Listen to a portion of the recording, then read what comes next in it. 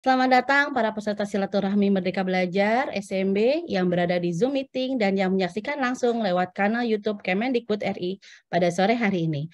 Perkenalkan saya Efrini yang akan memoderasi jalannya acara SMB pada sore hari ini. Tak lupa saya anjurkan kepada sahabat Dikbud untuk tetap mengikuti protokol kesehatan dan tetap menerapkan perilaku hidup sehat dan bersih. Kami juga menghimbau sahabat Dikbud untuk menjaga tata tertib dan sopan santun selama acara berlangsung.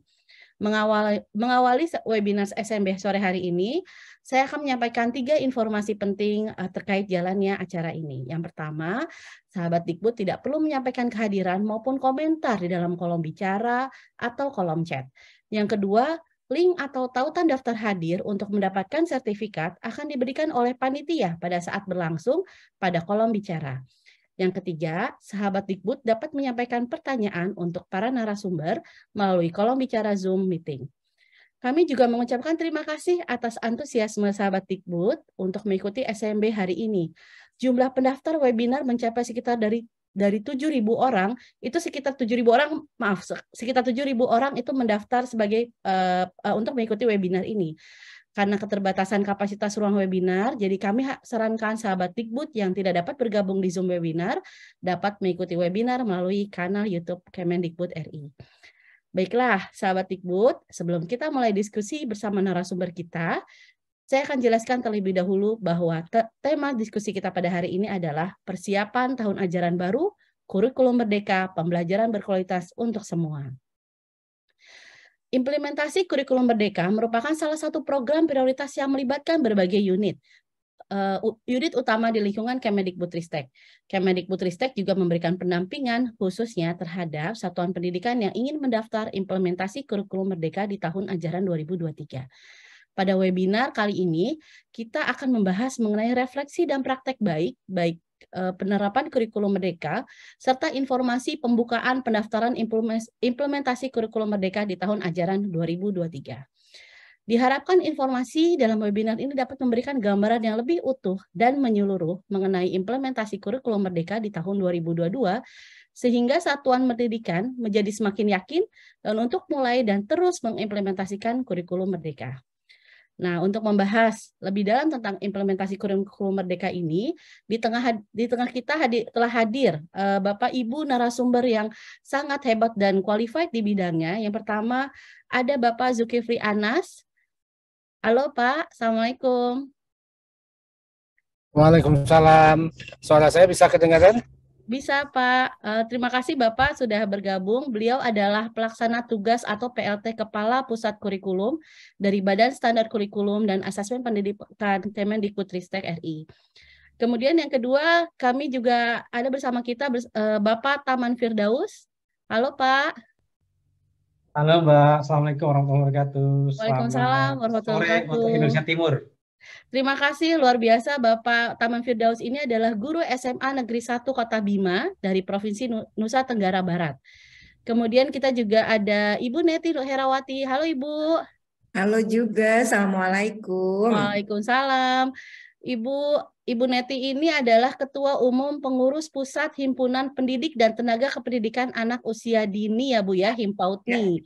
Kemudian ada juga Ki Saur Panjaitan 13. Halo, selamat pagi. Selamat sore, Pak. Sore. Beliau adalah Ketua Badan Musyawarah Perguruan Swasta BMPS Nasional. Baik, Bapak Ibu, terima kasih atas waktunya untuk mengikuti diskusi kita pada sore hari ini. Kita langsung pada sesi diskusi Sahabat Dikbud. Pertanyaan pertama di segmen 1 ini saya ingin mengajukan kepada Bapak Zulkifli Anas. Pak, kan kurikulum merdeka ini sudah diterapkan ya Pak ya dari tahun ajaran 2022-2023 di satuan pendidikan.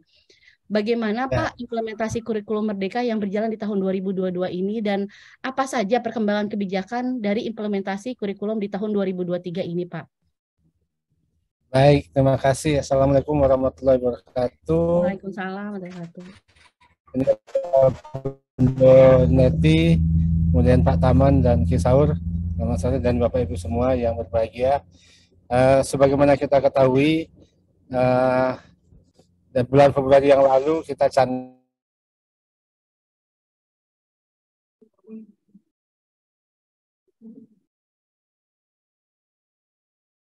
Halo Pak Zul? Halo Pak Zul? Sepertinya terputus ya. Kelihatannya Pak Zul sinyalnya kurang bagus ya. Ini kebetulan Pak Zul juga sedang berada di NTB ya, tapi di agak sinyal terputus. Ya, tapi kepada perubahan budayanya. Oh, baik, terputus. Tadi Sekarang bagaimana? sedikit terputus Pak, izin boleh Pak dilanjutkan Pak? Oh, oke. Ya, jadi bahwa kurikulum merdeka ini bukan sekedar perubahan dokumen dari administrasi, tetapi lebih kepada peningkatan kualitas belajar itu. Jadi meningkatkan hubungan kualitas hubungan antara guru dan peserta didiknya. Nah, sehingga yang jadi penekanan di sini adalah seberapa jauh terjadi perubahan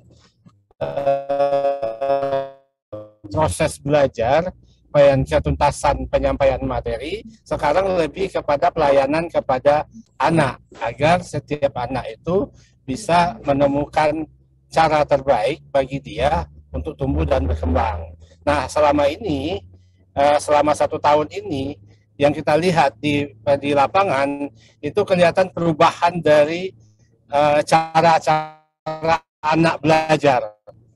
Jadi nalarnya berkembang, kemudian kolaborasi antar mereka juga berkembang, kepedulian mereka juga berkembang, dan anak itu terlihat tidak terbebani oleh materi-materi pelajaran yang harus dihafal. Tapi mereka punya pengalaman nyata bagaimana meningkatkan kepedulian, meningkatkan kolaborasi, kemudian kerjasama, kemudian bagaimana mereka itu menggunakan ilmu yang didapat itu dalam kegiatan nyata, dan sehingga mereka merasakan manfaat dari belajar itu sendiri.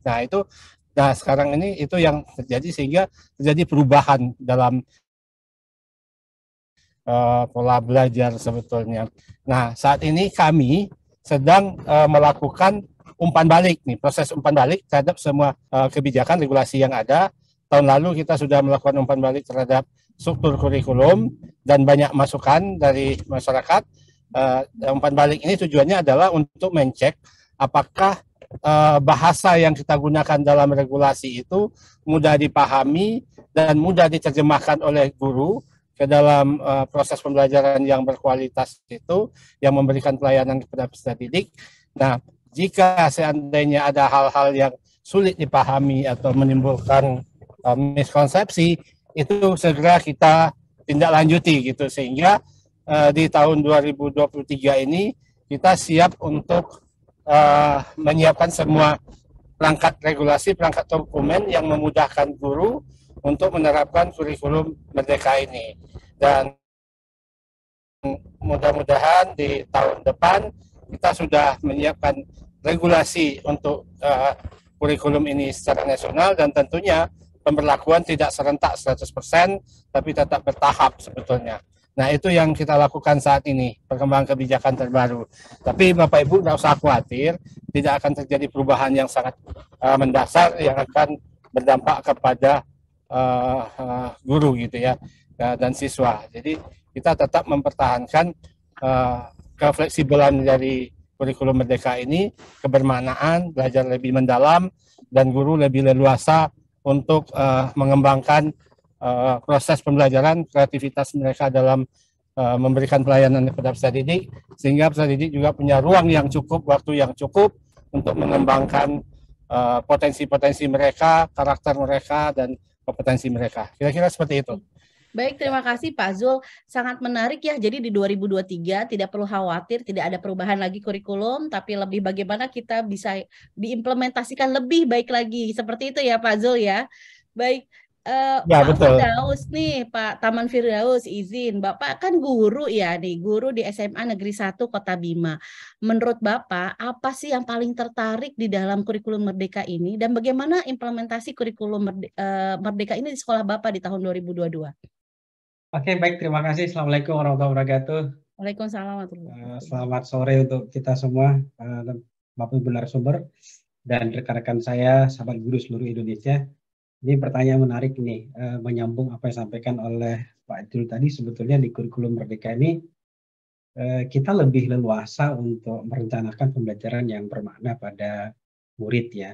Kalau kita lihat bagaimana kurikulum ini lahir dengan prinsip memerdekakan, memberdayakan, dan menguatkan kolaborasi dari sisi gurunya, sebetulnya si guru diberikan ruang bagaimana merencanakan pembelajaran itu dilandaskan pada kebutuhan nyata murid. Itu yang pertama. Jadi di sini bukan soal sekadar bagaimana memerdekakan murid dalam belajar, tetapi adalah bagaimana guru itu berdaya dulu dalam merancang pembelajaran yang bermakna. Kemudian yang kedua, guru dengan ragam potensi yang dimilikinya itu terlibat secara kolaboratif untuk merencanakan mulai dari dia melakukan menganalisis capaian pembelajaran, kemudian merumuskan tujuan pembelajaran, selanjutnya membuat ATP sampai ke merancang pembelajaran, itu kan dibutuhkan kerja-kerja kolaborasi. Semisal pada saat kita merancang pembelajaran di fase F, ini kan tentu kita dihadapkan pada dua tingkat kelas, yaitu kelas 11 dan kelas 12. Tentu ini kan kerja-kerja kolaborasi. Kalau kemudian tidak kita kuatkan di situ, maka tentu kita tidak bisa melahirkan perencanaan pembelajaran yang memenuhi harapan murid kita. Kemudian yang kedua, terkait dengan struktur kurikulum yang saya kira adaptif pada kebutuhan murid gitu ya. Kita ketahui bahwa di struktur kurikulum Merdeka itu ada kegiatan intrakurikuler dan kemudian proyek penguatan profil belajar Pancasila gitu.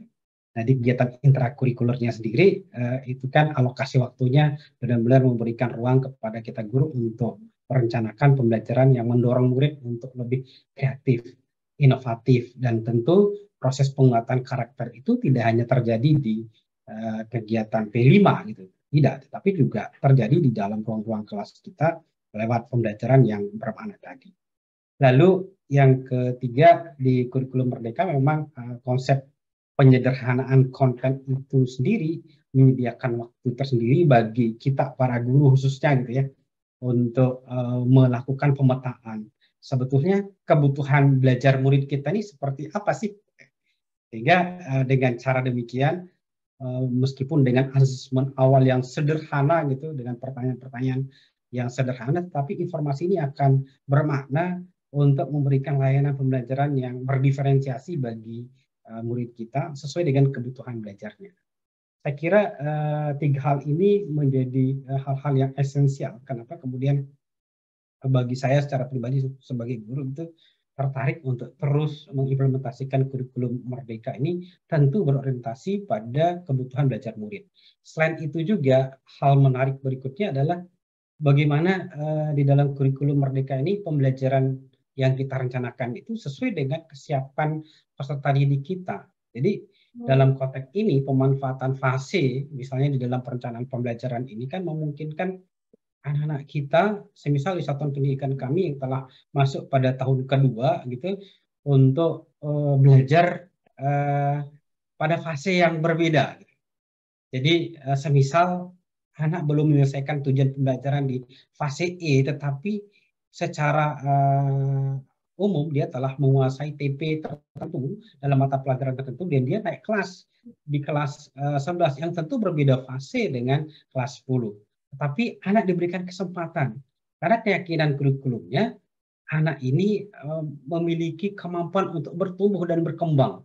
Sebab setiap anak bagi saya sebagai seorang guru meyakini bahwa memiliki lompatan masing-masing untuk tumbuh dan berkembang sesuai dengan momentumnya masing-masing. Saya kira inilah hal-hal yang menurut saya mendorong saya untuk lebih memahami, mengimplementasikan kurikulum Merdeka ini demi kepentingan murid kita. Saya kira demikian. Baik.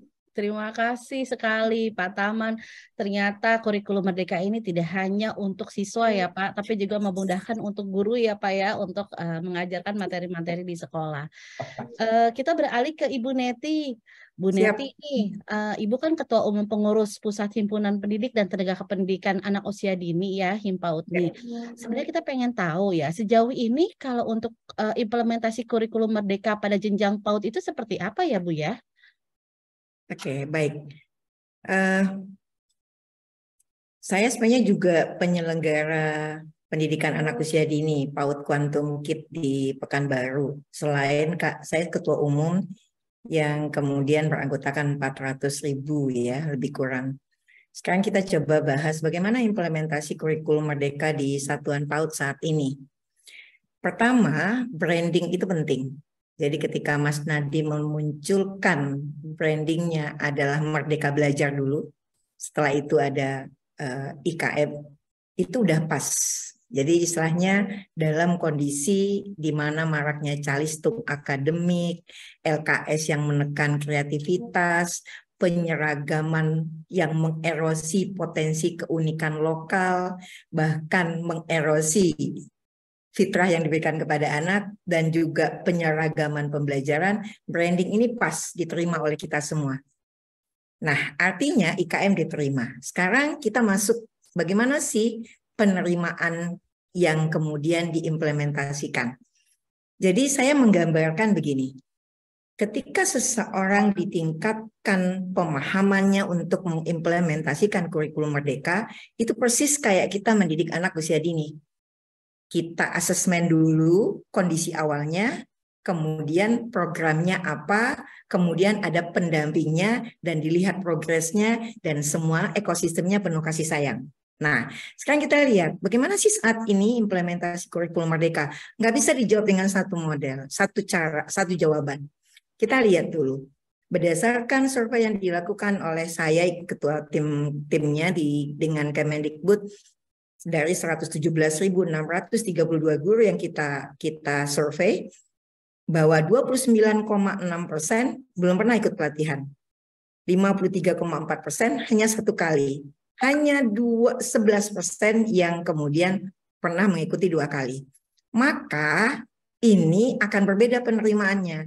Ada yang langsung menerima, menindaklanjuti dengan progres yang cepat untuk satuan yang pernah ikut workshop guru kreatif kami, yang kami kuatkan LUSPAT, yang dari awal memang tidak pakai LKS, tidak calistung akademik gitu ya, yang sudah bikin asesmen dan dia berpusat pada anak, ini udah langsung saya bilang jus gitu jalan.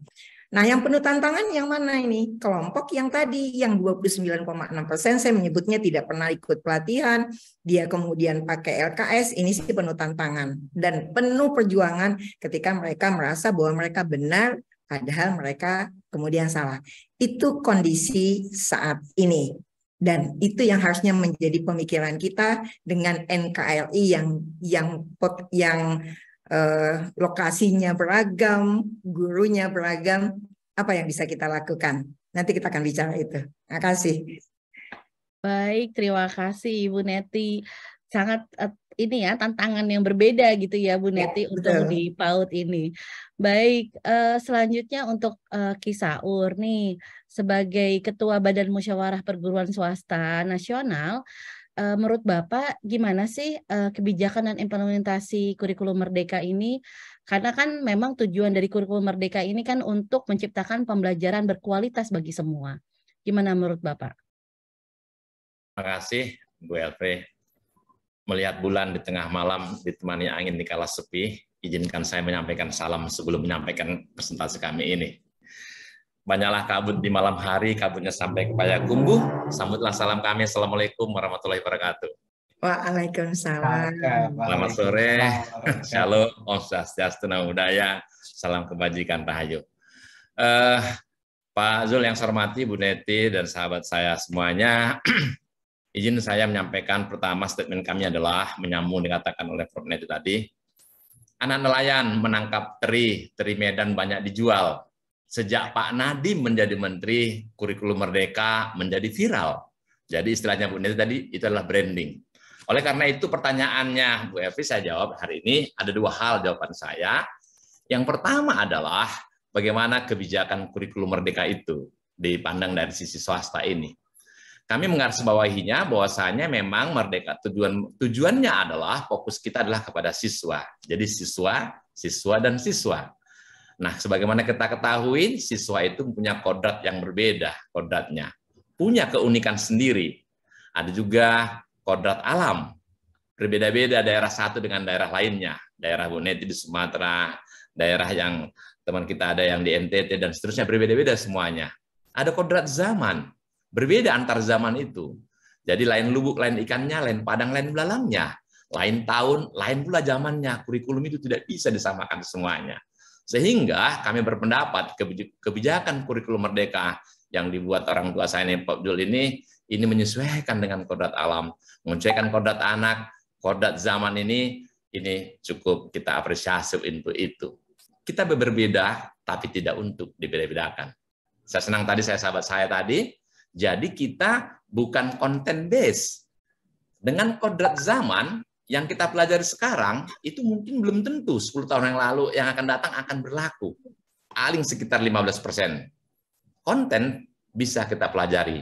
Tetapi yang paling utama, kami berpendapat adalah karakternya, literasinya, numerasinya. Inilah yang wajib yang kita tanamkan di dalam kurikulum tersebut dan kami mengapresiasi untuk yang kurikulum merdeka ini.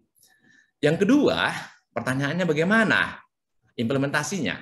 Nah, implementasinya tentu adalah bagaimana pelaksanaannya di dalam. Bahasa kami adalah apapun makanannya, teh botol minumannya. Apapun kurikulumnya, gurulah yang paling utama. Izinkan saya menyampaikan yang disampaikan gagasan oleh Ki Hajar Dewantara. Ing ngarso sung tulodo, ing madyo mangun karso, tuturi handayani. Sebagai konsep pembelajaran berkualitas. Jadi, bagaimana implementasi itu dimulai dari gurunya, dari pamongnya, istilah taman siswa. Para kepala sekolah yang sebagai pimpinan di satuan unit pendidikan yang menjadi pemain kunci. Duet maut antara kepala sekolah dengan guru, itulah yang menjadi tergantungan daripada implementasi daripada kurikulum merdeka ini. Nah, Bapak Ibu, Ki Hajar pernah menyatakan, guru itu adalah sebagai petani yang baik. Petani yang baik itu tidak dapat merubah kodrat anak. Tidak bisa dia merubah kodrat jagung dirubahnya menjadi padi.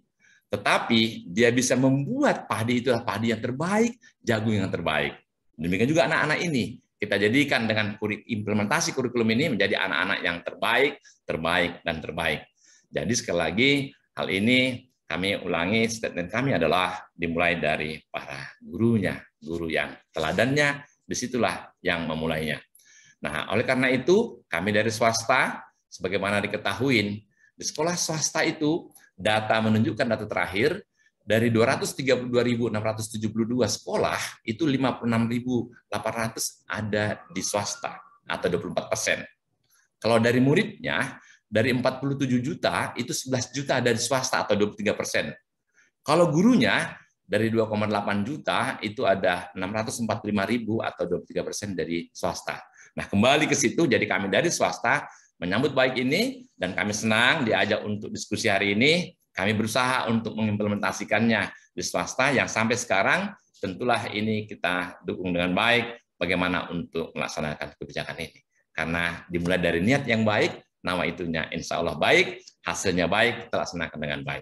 Sementara mungkin itu saya kembalikan sama Bu Elvi. Terima kasih. Baik, terima kasih Ki Saur. Ternyata ini implementasi kurikulum merdeka di tahun 2022 ini sangat bagus sekali ya. Nah, sekarang pertanyaannya untuk Pak Zulfikri, gimana di tahun 2023-2024 ini, tahun ajaran 2023-2024 ya, apa aja sih yang harus disiapkan dan langkah-langkah apa aja yang harus dilakukan oleh satuan pendidikan jika ingin mengimplementasikan kurikulum merdeka? Pak Zul, kami persilahkan Pak. Baik, terima kasih. Nih, saya menjawabnya secara ini dulu ya, secara esensinya. Apa yang perlu dipersiapkan. Nah, tadi sudah disampaikan oleh sahabat saya Ki Saur, Pak Taman, dan Bunda Neti ya, bahwa disiapkan mental kita untuk siap menerima perubahan bahwa kehidupan ini memang dinamis, gitu ya. Saya ingat jadi filosof Yunani kuno yang mengatakan bahwa kita tidak dapat datang ke sungai yang sama 2 kali.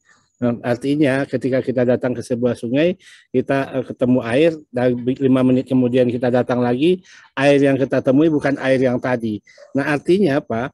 Anak yang kita temui saat ini bukan anak yang kemarin, bukan lagi anak yang satu tahun yang lalu gitu. Tetapi anak bahkan bukan anak yang 5 menit yang lalu.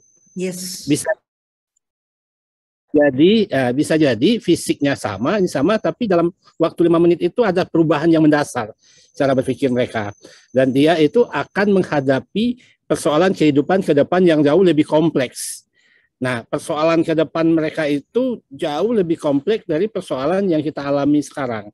Artinya kalau kita mendidik mereka dengan cara yang kita pernah terima, dengan cara yang agar dia sama dengan kita, itu mereka tidak akan bisa menyesuaikan diri dan menyelesaikan persoalan yang mereka hadapi ke depan. Jadi apa jadinya ketika si anak untuk mempersiapkan dirinya menghadapi persoalan hidup ke depan, langkahnya tertahan karena kita memberikan sesuatu yang sudah usang gitu ya. Nah, ini yang perlu disiapkan dulu pertama, lalu kemudian secara administratif biasa sama ya dari yang lalu. Siapkan, pastikan Bapak Ibu itu sudah mengaktifkan akun Belajar ID itu secara administrasinya ya. Kemudian Bapak Ibu betul-betul pelajari caranya untuk bisa mengisi kuesioner daftar pertanyaan yang ada, kemudian terus mengikuti sampai prosesnya sampai selesai, betul-betul selesai.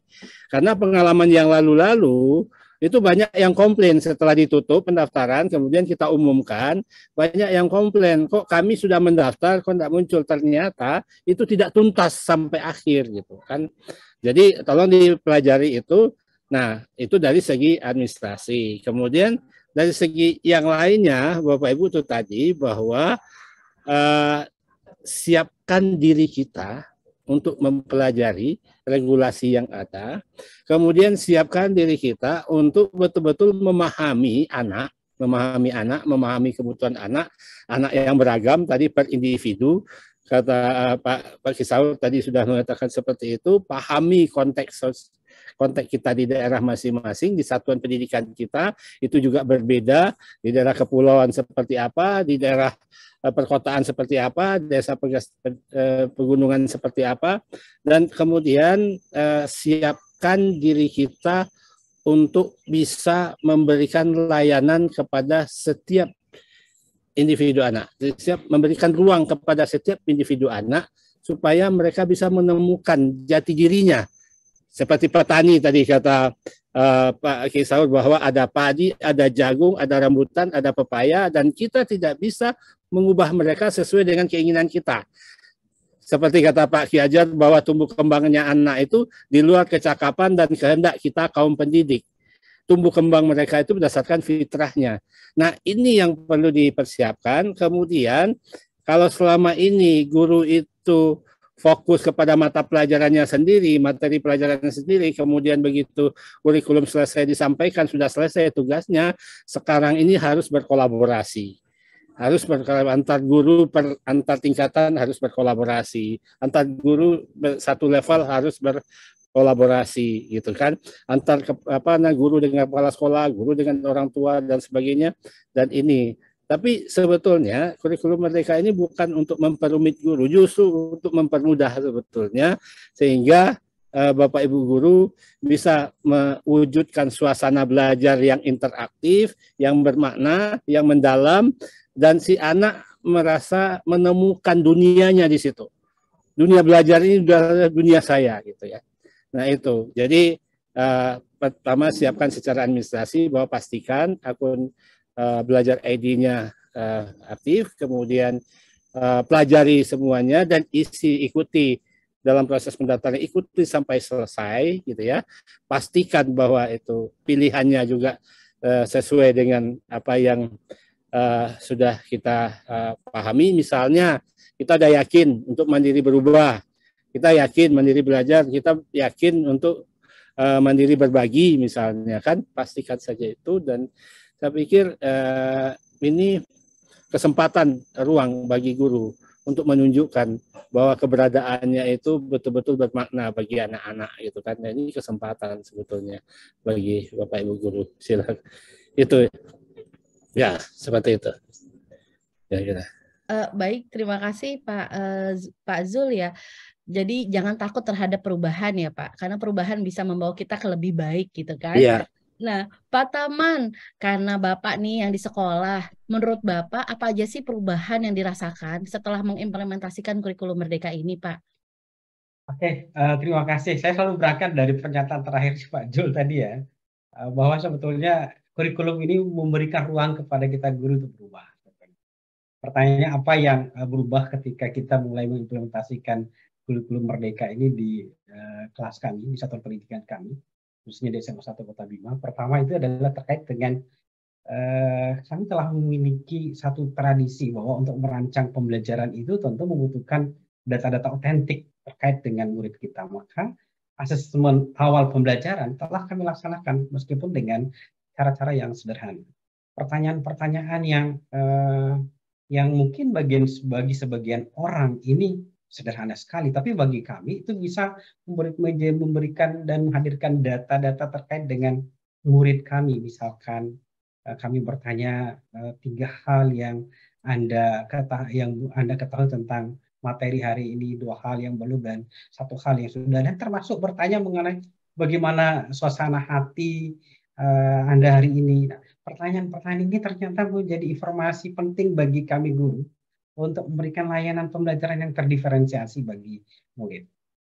Bayangkan bagaimana ketika guru itu membelajarkan murid dengan kodrat keadaannya hari itu. Tadi Pak Kiai Saur sudah menyampaikan bahwa kodrat keadaan anak itu kan terkait dengan kodrat zaman dan kodrat alamnya. Situasi Jakarta tentu berbeda dengan situasi yang ada di Bima. Demikian pun satuan pendidikan saya itu berbeda dengan satuan pendidikan Bapak Ibu yang lain. Nah, sehingga asesmen awal pembelajaran ini telah menyediakan informasi bermakna kepada kami guru untuk mendiferensiasi pembelajaran. Ini satu hal yang menurut saya merupakan perubahan positif. Kedua, refleksi itu sudah menjadi budaya. Pertanyaan-pertanyaan hal-hal apa yang diperoleh dalam konteks pembelajaran hari itu, apa yang perlu kita perbaiki dan apa yang perlu kita tingkatkan, yang mungkin selama ini sudah kita lakukan, tetapi mungkin belum optimal. Nah, di sini di kurikulum Merdeka ini kita coba meningkatkan lagi, menjadikan refleksi itu sebagai sebuah budaya mutu, sebagai bahan umpan balik untuk meningkatkan kualitas pembelajaran. Kemudian selain itu juga murid kami itu sudah terbiasa untuk merumuskan sendiri target belajarnya, sehingga dia bisa menilai dan bisa mendiskusikan, merefleksikan kembali. Kenapa saya tidak mampu secara optimal mencapai target belajar ini? Apa kendalanya? Kemudian apa yang harus saya lakukan? Bagaimana caranya? Sehingga dia bisa merumuskan sendiri, membuat peta jalan kemajuan sendiri. Tentu fungsi kita guru adalah menuntun si anak sesuai dengan kodrat keadaannya si anak. Salah satu kodrat anak itu kan adalah bermain, kalau kita merujuk pada konsep berpikirnya Ki Hajar Dewantara. Nah, dari sini kemudian kita memberikan ruang kepada anak untuk merefleksikan sendiri. Kenapa dia belum mencapai target belajar yang telah ditetapkan itu. Dan selanjutnya perubahan-perubahan nyata yang kami rasakan di kelas bahwa murid nyaman dan bahagia dalam belajar. Bayangkan anak itu belajar mata pelajaran sesuai dengan pilihannya. Tidak ada penjurusan. Mereka betul-betul mempelajari apa yang selaras dengan minat, bakat, dan kemampuannya. Mereka tidak lagi mengatakan, ini mata pelajaran yang tidak saya sukai. Sebab mereka telah memilih, telah mempertimbangkan. Dan ini kan sebagai satuan pendidikan yang telah melaksanakan kurikulum Merdeka di tahun kedua, di mata pelajaran pilihan, mereka memilih disesuaikan dengan karir dia selepas dia menyelesaikan studi di satuan pendidikan kami. Dan yang terpenting, perubahan nyata yang kami dapatkan, baik dari sisi guru maupun dari sisi siswa, adalah menguatnya semangat kolaborasi di antara guru dan murid. Kita tidak bisa menafikan bahwa tidak semua murid itu kaya. Tidak semua murid itu mampu menyiapkan paket data. Tetapi lewat pendekatan pembelajaran berbasis digital yang kami laksanakan di ruang-ruang kelas, murid mulai terbiasa untuk belajar berbagi. Hanya sekadar tethering Wi-Fi. Bagaimana hal ini kalau dilihat secara utuh, ketika hal ini dilaksanakan terus-menerus, ini akan menjadi sebuah budaya yang lambat laun ke depan semangat berbagi, semangat gotong royong akan semakin menguat di kalangan kita baik sebagai guru maupun sebagai murid. Gitu. Saya kira demikian, Mbak. Hal-hal perubahan yang saya rasakan selama implementasi kurikulum Merdeka ini. Di sisi lain juga ada semangat untuk terus meningkatkan kapasitas diri sebagai guru yang senantiasa berpihak bagi kepentingan murid. Saya kira itu sih. Jadi tentu perubahan-perubahan positif ini kan merupakan dampak resonansi dari implementasi kurikulum Merdeka. Saya kira demikian. Baik, Pak Taman. Jangan sedih kalau belum ada perubahan yang lebih baik gitu ya Pak, karena itu semua butuh proses, betul, dan karena setiap anak juga berbeda dan juga guru juga perlu memberikan ruang gitu ya kepada anak untuk terus berkembang. Yang penting anak harus bahagia, happy, dan nyaman gitu ya berada di sekolah. Itu sangat baik sekali.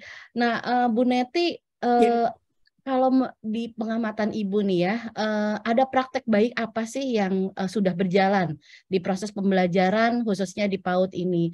Dan selain yang tadi Bu Neti bilang mengenai guru-guru yang masih belum mendapatkan pelatihan, kira-kira apa aja sih yang perlu dikembangkan dalam implementasi kurikulum Merdeka khususnya di jenjang PAUD ini, Bu?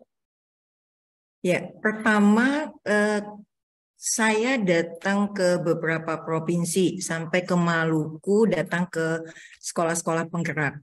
Saya menemukan banyak praktek baik dari IKM ini. Yang paling sangat saya syukuri adalah perubahan mindset mereka. Mereka mengenal anak, kemudian mereka mengakses di awal, dan kemudian mereka membuat program yang tepat, dan anaklah yang kemudian menjadi pemimpin, bukan mereka. Mereka adalah fasilitasi. Itu kita dapatkan. Itu adalah praktek-praktek baik. Nah, tetapi ada beberapa hal yang mungkin kita perlu nih, Pak Zul, yang saya hormati, saya banggakan, Kisau, dan semuanya. Ada beberapa hal yang mungkin bukan kekhawatiran, tetapi perlu juga menjadi masukan kita bersama. Pertama adalah yang saya sampaikan sebelumnya, bahwa menyiapkan praktek yang baik berarti kita berhubungan dengan si PTK-nya.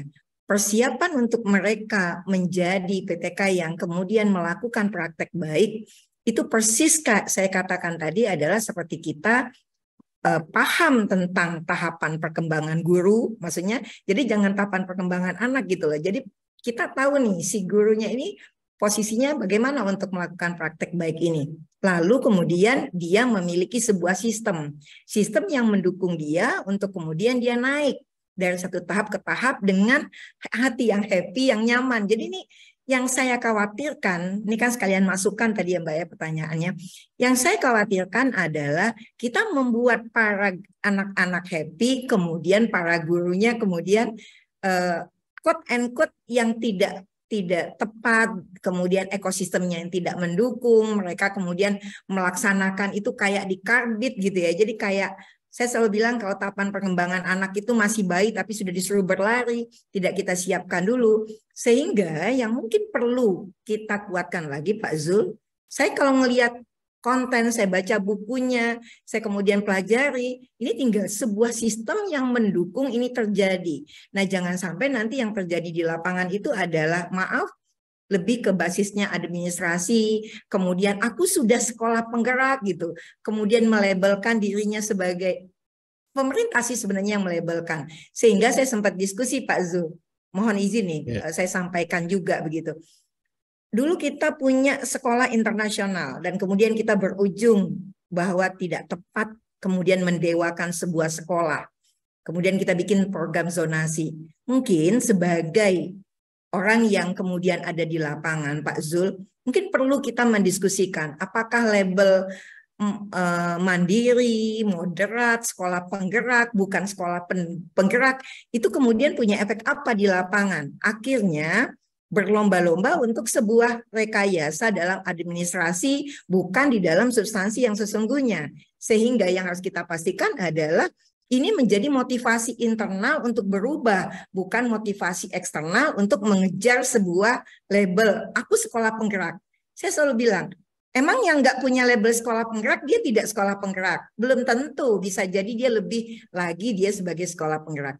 Ada praktek-praktek yang mereka menyebutnya sekolah penggerak, tapi mereka menggunakan lembar kerja siswa. Terus yang lain melihat, loh, sekolah penggerak itu begitu ya? Nah, jadi saran saya terkait dengan perbaikan ini, dari sisi IKM-nya sendiri sudah, sekarang bagaimana kemudian sistem pembinanya, kemudian penjaminan mutunya, progres yang tahap bertahap pada guru kita, kemudian motivasi internal untuk melakukan perubahan, bukan mengejar status aku sekolah penggerak. Nah, itu yang kemudian kita tidak harapkan. Kemudian saya senang, waktu di awal dulu keluar ini seolah-olah hanya untuk PAUD formal. Seolah saya berpikir, loh berarti anak Indonesia ini sebenarnya tidak semuanya ya perlu dapat sekolah merdeka.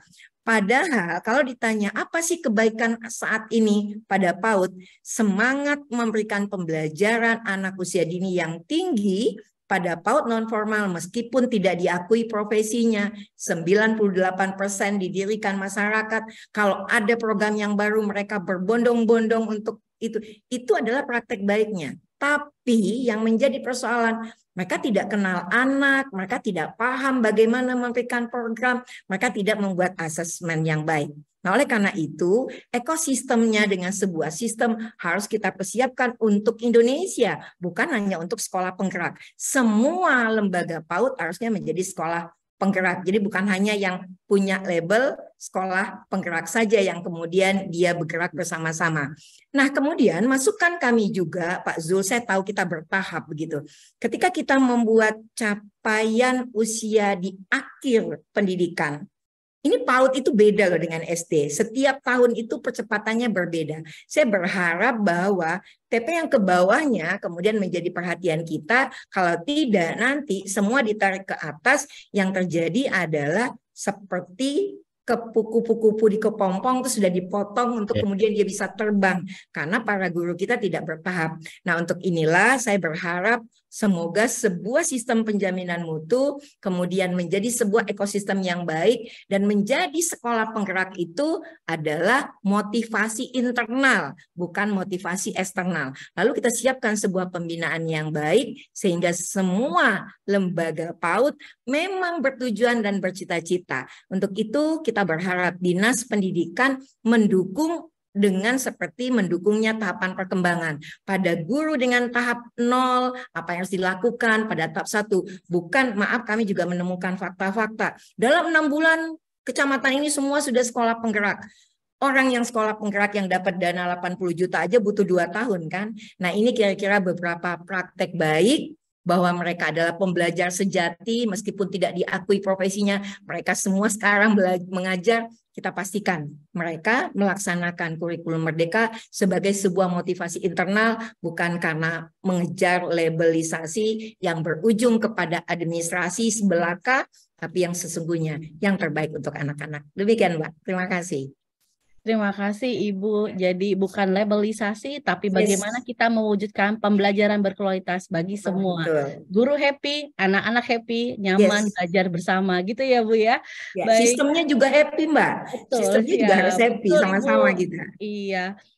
Baik Bapak Kisaur, untuk di sekolah swasta nih Pak, implementasi kurikulum merdeka khususnya pada proyek penguatan profil pelajar Pancasila, bagaimana Pak perkembangannya dan bagaimana praktek baiknya gitu Pak? Baik, terima kasih. Sebelumnya saya ingin sampaikan, sekolah swasta itu sudah hadir sebelum Indonesia merdeka. Jadi sudah ada kita. Jadi kita itu bahkan belum ada Pancasila, sudah ada sekolah swasta. Namun, walaupun pada saat itu tidak disebut Pancasila, sesungguhnya kehadiran sekolah swasta adalah untuk merdeka. Jadi sudah mengadakan nilai-nilai Pancasila di situ. Nah, sekarang dibuat oleh Pak Julius ini, kita tinggal mengulang kembali masa lalu kita itu untuk tinggal mengimplementasikannya. Kita menggunakan satu moto, Bu, itu kalau dijumlahkan setengah tambah sepertiga, tambah seperempat, tambah seperenam, itu nggak bisa. Tetapi kita bikinlah di bawahnya komunitas yang sama, menjadi 6/12, tambah 4/12, tambah 3/12, tambah 2/12. Nah, per-12-nya itulah Pancasila. Sehingga di swasta, ini kita sangat amat menyambut baik, karena sekolah itu kepelangian, kita inilah tujuan yang sama untuk mencerdaskan anak bangsa. Jadi kita ingin hadir supaya tidak ada kecurigaan di sekolah swasta. Karena sesungguhnya swasta ini adalah menghasilkan produk-produk profil pelajar Pancasila. Nah, bagaimana implementasinya? Nah, swasta menjadi lebih unik lagi. Tadi saya katakan dari sekian banyak itu sekolah swasta, itu izin saya membagi 3 papan. Tentulah ada papan ke atas, ada papan menengah, dan ada papan bawah. Nah, ini dalam pelaksanaannya kita menyetir yang disampaikan oleh Ki Hajar Dewantara, bahwasanya anak-anak kita itu kita dekatkan hidupnya kepada kehidupan rakyat, agar supaya mereka tidak hanya mengetahui, memiliki pengetahuan saja, tapi malam sendiri. Kalau bahasa kerennya tringo, itu ngerti, ngerosok, ngelakoni. Dia sudah ngerti, tapi dia merasakan, dan lebih penting lagi melakukannya, melaksanakannya. Nah, jadi dalam pelaksanaannya ini kita kalau di swasta umumnya mengambil itu pasti pentas-pentas seni budaya, bakti sosial, kegiatan olahraga, studi lapangan, kunjungan industri, kegiatan hari-hari besar, baik hari besar nasional maupun hari agama, itu biasanya menjadi sentral. Bahkan untuk yang papan atas, itu biasanya bahkan kadang-kadang menggunakan market day, seperti itu. Jadi siswa diminta seperti jualan sekolahnya untuk mereka bersama-sama, untuk menjadi kebersamaan, keakraban mereka itu. Nah, yang paling penting lagi, di swasta ditambah lagi, itu biasanya pasti mengambil itu sambil menyelam minum air.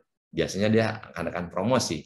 Jadi mengambil suatu ulang tahunnya, disatukan itu. Ulang tahun yayasan sekolahnya, ulang tahun negara, ulang tahun yang mana itu dibuat di situ, tampilkanlah di situ kegiatan-kegiatan yang berbau proyek penguatan pelajar Pancasila itu. Jadi sambil menyelam minum air, proyek pelajar Pancasilanya dapat, gitu ya. Tetapi ya promosinya kedekatan dengan masyarakat juga dapat, karena biasanya swasta itu ingin sesuatu yang lebih.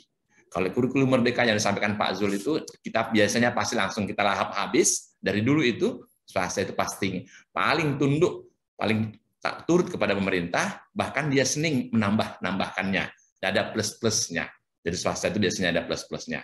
Jadi saya garis bawahi, untuk pelajar proyek penguatan profil pelajar Pancasila di swasta itu sudah dilaksanakan, itu hanya kemasannya aja yang berbeda, karena papannya itu beda-beda.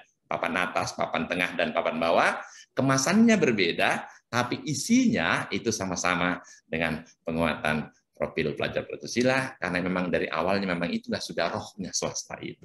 Begitu Bu Elfri, terima kasih. Terima kasih Pak Ki Saur. Teman-teman sahabat Dikbud, menarik sekali ya penjelasan dan diskusi kita pada sore hari ini dari para narasumber. Kembali saya ingatkan kepada sahabat Dikbud yang ingin menyampaikan pertanyaan untuk para narasumber ini dapat menulis di kolom bicara ya, kolom bicara di Zoom meeting, dan nanti pertanyaan akan saya bacakan pada segmen ketiga, yaitu segmen tanya jawab dengan peserta Dikbud. Peserta webinar. Tapi sebelum kita ke segmen kedua, ayo kita simak dulu ya video jeda berikut ini. Jangan kemana-mana ya.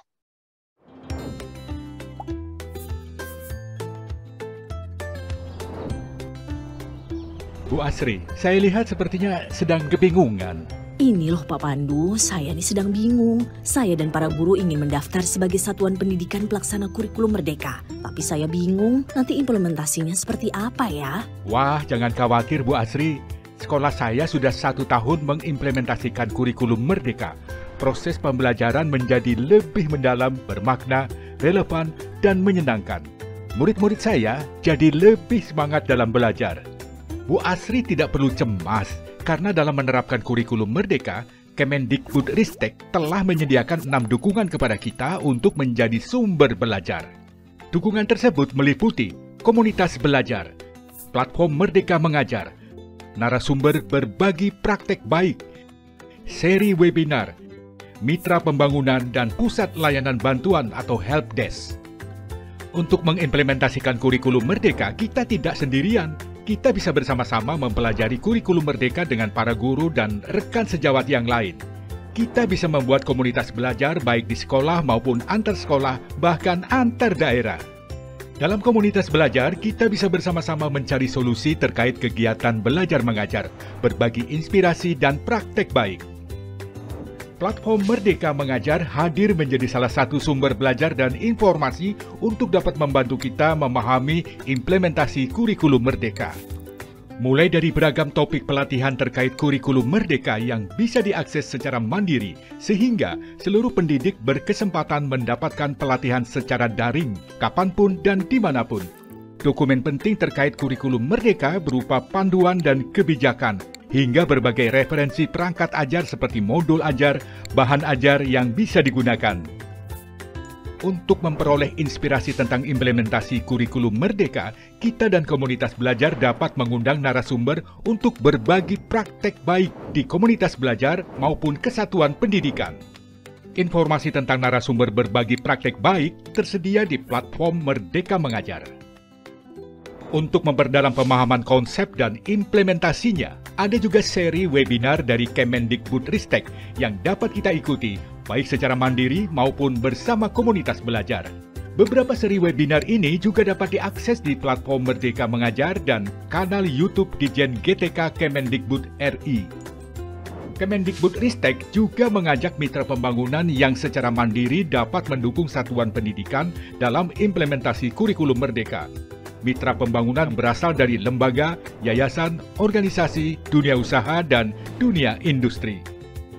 Selain itu, tersedia pusat layanan bantuan untuk membantu kita mendapatkan informasi lebih lanjut tentang implementasi kurikulum Merdeka. Pusat layanan dapat diakses melalui nomor WhatsApp berikut ini. Jadi begitu Bu Asri, dukungan yang dapat membantu kita dan semua satuan pendidikan yang akan mengimplementasikan kurikulum Merdeka. Berdasarkan pengalaman kami, kurikulum Merdeka memberikan kesempatan untuk guru mengajar sesuai kebutuhan dan capaian murid. Materinya lebih dalam, sederhana, dan kontekstual karena mendekatkan pembelajaran dengan lingkungan peserta didik. Terima kasih atas informasinya Pak Pandu. Sekarang saya jadi yakin dan tidak khawatir. Setelah ini saya akan ajak diskusi guru-guru untuk menerapkan kurikulum Merdeka di sekolah kami. Informasi tentang kurikulum Merdeka dapat diakses melalui laman kurikulum.kemdikbud.go.id/kurikulum-merdeka dan platform Merdeka Mengajar.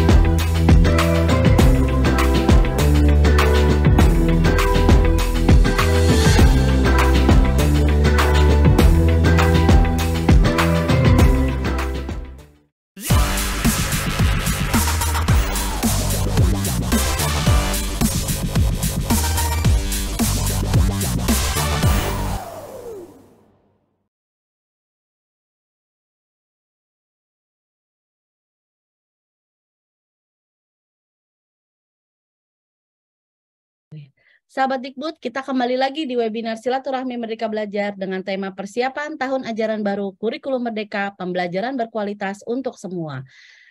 Bapak Ibu narasumber, ini adalah sangat luar biasa karena pada hari ini ada 3.000 orang yang bersama kita di dalam Zoom meeting dan 1.000 orang yang sedang menonton kita secara live.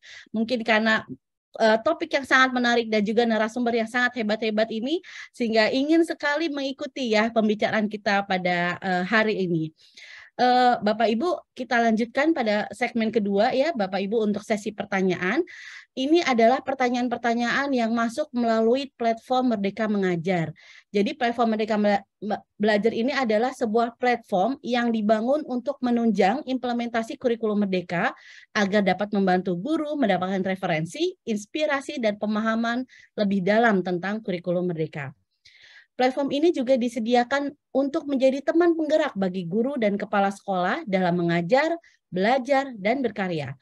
Platform Merdeka Mengajar saat ini telah diunduh oleh lebih dari 1,6 juta guru di Indonesia. Guru juga bisa mengajukan pertanyaan melalui platform Merdeka Mengajar seperti yang akan kita bahas pada hari ini. Selanjutnya, pertanyaan-pertanyaan ini akan kita ajukan kepada para narasumber ya, Bapak Ibu. Kepada Pak Zul dulu, izin Pak Zul. sebenarnya apa sih yang melatar belakangi kurikulum terus berubah ya Pak ya? Kesannya kok ganti menteri itu ganti kurikulum Pak gitu ya. Mungkin Pak Zul bisa menjelaskan kepada teman-teman sahabat Dikbud. Baik, memang dalam kehidupan ini tidak ada yang tidak berubah ya. Itu di filosofinya Ki Saur itu, bahwa dan Pak Taman ya, dan Prof. Neti, bahwa kehidupan ini berubah. Dan kita tahu ya, bahwa pendidikan itu tujuannya adalah untuk membekali anak agar dia bisa hidup beradaptasi dengan persoalan dalam kehidupan yang muncul dalam kehidupan mereka, gitu ya.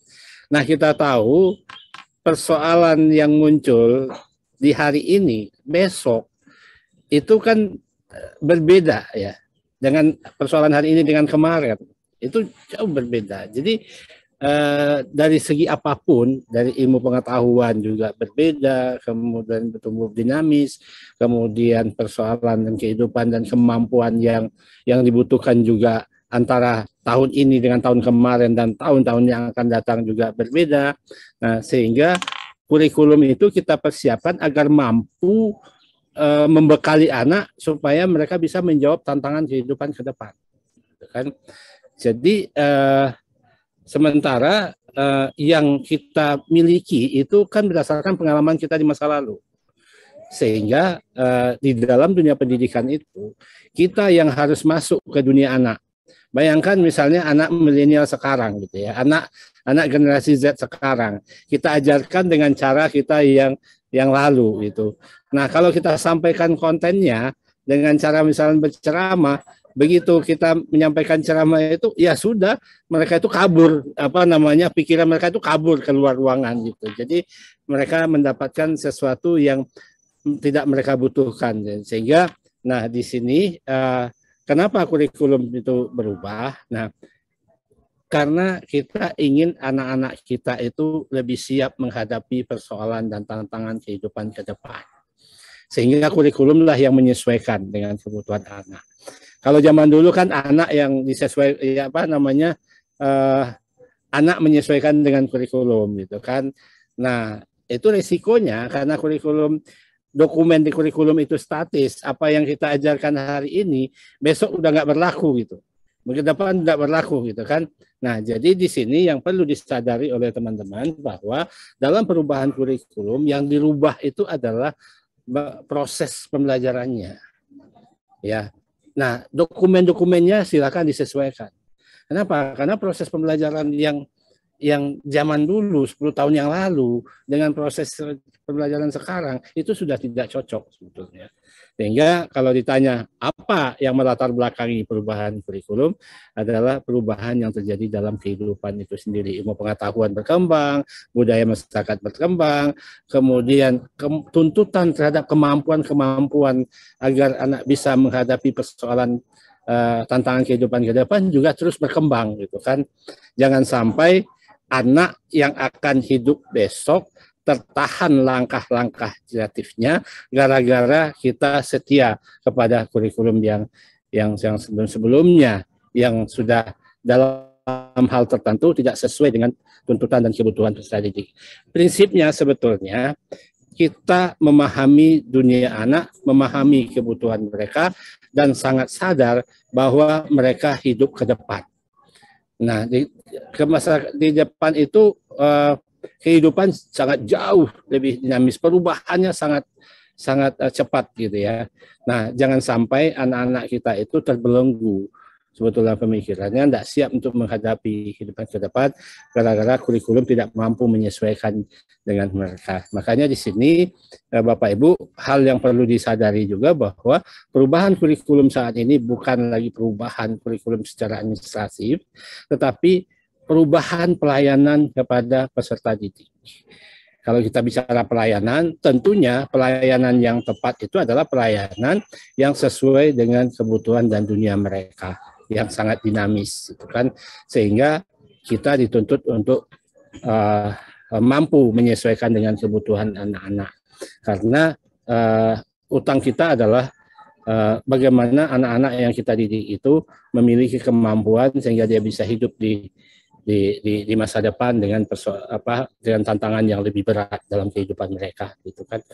Itu jadi secara sederhananya itu bahwa kurikulum dipersiapkan agar anak bisa mengembangkan potensi dirinya, kemampuannya supaya dia bisa beradaptasi dengan tuntutan zaman yang terus berubah sebetulnya. Jadi lebih kepada situ. Ya. Baik, terima kasih Pak Zul. Memang ya kurikulum itu bukan berarti berubah, kesannya berubah menteri, berubah kurikulum ya Pak ya, tapi memang karena zaman terus berubah, jadi kita juga perlu menyesuaikan dengan situasi yang ada saat ini. Jadi malah mestinya begini, ya karena anak-anak itu berganti-ganti, ya mestinya ganti anak, ganti kurikulum, kalau mau ekstrimnya gitu. Ya Pak. Baik, terima kasih Pak Zul. Nah, sekarang implementasinya ya di sekolah nih, khususnya untuk para guru-guru Pak Taman. Sekarang kan untuk perencanaan pembelajaran ada yang namanya modul ajar gitu ya Pak ya. Gimana sih cara buatnya Pak yang benar untuk kurikulum Merdeka ini Pak? Oke, baik. Terima kasih Mbak. Ini kan saya tadi mengutip sedikit bahwa sebetulnya transformasi kurikulum kita ini jangan terjebak pada hal-hal yang bersifat administrasi ya. Hal utama yang mendasari itu semua adalah bagaimana kita memastikan terjadinya perubahan pola pelayanan pembelajaran kita kepada murid. Itu dulu nih sebelum kita berbicara tentang modul ajar. Karena jangan sampai rekan-rekan saya guru di seluruh Indonesia masuk dalam jebakan Batman. Administrasi lagi, administrasi. Administrasi lagi, administrasi. Jangan seperti itu. Ketika Bapak Ibu belum memahami esensi dari modul ajar, komponennya seperti apa, masuklah di kelas. Tetapi satu hal, mulai dengan perubahan. Kalau Bapak Ibu lakukan itu, maka sebetulnya itulah prinsip utama dari kurikulum Merdeka. Itu yang pertama. Yang kedua, ketika Bapak Ibu masuk pada ranah merancang pembelajaran, maka secara umum kita berangkat dari alur yang sederhana, mulai memahami dulu capaian pembelajaran, kemudian merumuskan tujuan, lalu kemudian membuat alur tujuan pembelajaran. Yang terakhir adalah merancang pembelajaran. Produknya yaitu RPP dan atau modul ajar. Jadi ada opsi yang disediakan oleh kurikulum kita ketika kita produk rancangan pembelajaran itu dalam bentuk RPP, ya minimal kita muni 3 komponen lah. Mulai dari tujuan, langkah pembelajaran, kemudian asesmen. Kemudian pada saat kita terkendala untuk mengembangkan modul ajar, maka sebetulnya ada salah satu trik yang bisa kita lakukan Bapak Ibu. Jadi Bapak Ibu tinggal gimana ya? Mendownload beberapa modul ajar yang bisa menjadi inspirasi Bapak Ibu di platform Merdeka Mengajar. Kemudian dimodifikasi sesuai dengan kebutuhan murid. Kemudian karakteristik dari satuan pembelajaran Bapak Ibu. Tentu hal ini juga terkait dengan ketersediaan saran dan prasarana. Saya ingin mengupas sedikit bahwa dengan hadirnya platform Merdeka Mengajar, kemudian berbagai bantuan-bantuan yang diberikan di dalamnya seperti modul ajar, kita sebetulnya terbantu. Sehingga nanti kita akan berfokus pada proses transformasi pembelajaran yang bermakna bagi murid-murid kita. Lantas pada saat Bapak Ibu telah memiliki kemampuan untuk mengembangkan modul ajar itu sendiri, Bapak Ibu secara bertahap mulai mengembangkan modul ajar yang sederhana saja, yang memenuhi minimal 5 komponen lah. Mulai dari ada komponen tujuan pembelajaran, kemudian langkah pembelajaran, asesmen awal pembelajaran, rencana asesmen di akhir, asesmen sumatif gitu ya, dan termasuk media pembelajaran yang Bapak Ibu akan gunakan di kelas. Nah, kalau memang sudah memiliki kapasitas yang memadai untuk mengembangkan modul ajar yang dengan komponen yang lengkap, silakan.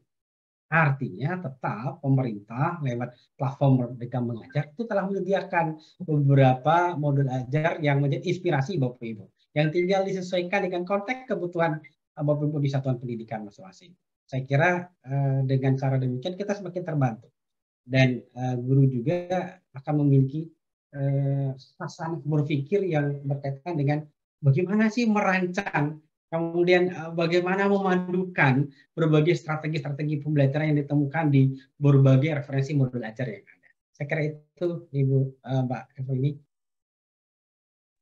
Baik Pak Taman, jadi jangan khawatir Bapak Ibu guru kalau memang belum bisa mengembangkan ya model ajar, ada di platform Merdeka Mengajar ya Pak ya. Bapak Ibu guru bisa melihat, mendownload untuk mendapatkan inspirasi dan bahkan bisa menggunakan jika memang sesuai dengan kondisi yang ada di sekolah Bapak dan Ibu dan anak-anak ya. Baik, selanjutnya Bu Neti. Bu Neti, apa sih pengaruh implementasi kurikulum Merdeka khususnya bagi PAUD ya Bu, baik itu untuk lembaga maupun untuk anak-anak pada anak usia dini Bu? Oke, pertama kita lihat pengaruh positifnya itu kepada guru dan satuan, di mana yang terjadi adalah proses pembelajaran, kemudian perubahan diri, kemudian merefleksi apa yang telah mereka lakukan selama ini, kemudian mereka melihat apa yang masih kurang, dan kemudian mereka belajar secara mandiri melalui platform yang disediakan. Terjadi sebuah proses perubahan. Sehingga si guru di sini harus diminta menjadi seorang pembelajar sejati. Dia harus kenal anaknya, setelah kenal dengan anaknya, dia kemudian bisa mengakses anaknya. Kalau udah mengakses anaknya, kemudian dia bisa buat program. Program yang dia buat adalah juga berpusat dari anak, dan itu untuk anak. Itu yang luar biasa. Jadi saya melihat ada perubahan mindset yang terjadi kepada para guru-guru. Nah, kemudian yang kedua, apalagi kebaikan dari implementasi kurikulum Merdeka ini? Kemudian ada sebuah sistem yang sudah disiapkan pemerintah. Ada aplikasinya, platformnya, ada fasilitatornya, kemudian ada tahapan-tahapannya. Hanya yang mungkin perlu kita pikirkan adalah yang kemudian berada pada posisi mandiri, kemudian apa yang dilakukannya. Kebaikan yang paling besar menurut saya itu adalah kebaikan untuk anak Indonesia yang tadinya mereka dikungkung dengan kreativitas dan inovasi guru, dan tapi saat ini justru mereka lah yang kemudian mendapatkan dengan kemudian pembelajaran yang kemudian merdeka tadi. Dan yang paling membahagiakan saya sebagai Ketua Umum PAUD adalah bahwa Pancasila menjadi sebuah hal yang harus dikuatkan. Karena menurut saya orang belajar sains, belajar matematika, belajar inquiry atau apapun, itu untuk dia sukses hidup di dunia dan kemudian dia sukses kembali kepada Tuhan Yang Maha Esa. Dan kita satu-satunya negara yang punya Pancasila. Kalau di tempat lain, agama itu sudah menjadi urusan domestiknya masing-masing. Nah, itu yang kemudian membuat kita bahagia, bahwa yang membahagiakan kita semua, bahwa dengan IKM ini, bahwa kita akan menguatkan profil pelajar Pancasila di dalam kehidupan sehari-harinya.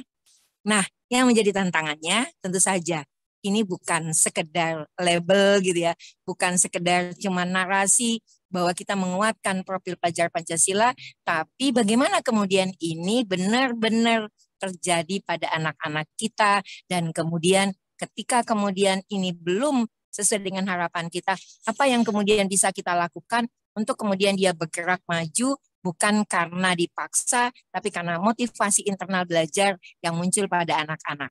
Dan yang terakhir adalah sebuah ekosistem di daerah yang kemudian juga sekarang terdorong dinas pendidikan, penilik, pengawas, semua mindsetnya ke arah sana. Hanya mungkin yang perlu kita tata kembali bahwa jangan menjadi sebuah sistem yang mengkarbit para guru-guru kita. Dia harus kenal anaknya, dia kemudian tahu program yang tepat, dan bagaimana dia kemudian membuat sebuah proses pembelajaran yang memerdekakan anak sehingga fitrah yang baik untuk setiap anak akan muncul. Artinya ini kebahagiaan kita semua. Terima kasih. Terima kasih Bu Neti, sangat menyenangkan ya mendengar itu bahwa ini untuk kebahagiaan dari anak-anak kita se-Indonesia, tidak hanya bekal untuk di dunia, tapi juga insya Allah sampai dengan akhirat seperti itu ya Bu Neti. Insya Allah begitu. Iya, Pak Kisaur, kita nih sebagai mungkin beberapa pemangku kepentingan, bagaimana sih peran setiap pemangku kepentingan dalam kita harus bersama-sama ya, tadi kata Bu Neti, bergotong royong mendukung implementasi dari kurikulum Merdeka ini. Bagaimana Pak? Terima kasih, lagi-lagi saya mengambil praktik baik yang ada di swasta, karena saya bicara mewakili swasta. Itu biasanya di swasta itu secara tidak langsung melaksanakan tripusat pendidikan, yakni ada keluarga, sekolah, dan masyarakat. Nah, biasanya kita dari sekolah itu mengadakan pendekatan sangat baik dengan keluarga dan masyarakat. Itu yang pertama yang saya sampaikan. Jadi, karena juga umumnya di swasta itu juga cukup banyak, itu siswanya adalah turun-temurun adalah keluarga-keluarga. Sering-sering yang datang cucunya, neneknya dulu, dan seterusnya. Umumnya begitu, ada tingkat fanatik yang tinggi terhadap sekolah swasta itu. Jadi, ini dimanfaatkan secara positif untuk bergotong royong dengan mengambil peran seluruh itu, para alumninya di masyarakat, kemudian keluarganya itu di sekolahnya itu, dan dengan para komunitas guru-guru di sekolah ini. Jadi ketiga-tiganya itu disampaikan. Namun yang perlu dari kesempatan ini saya sampaikan, termasuk nih Pak Zul, bahwasanya ada satu yang sering ketinggalan, yakni pemangku kepentingannya adalah yayasan.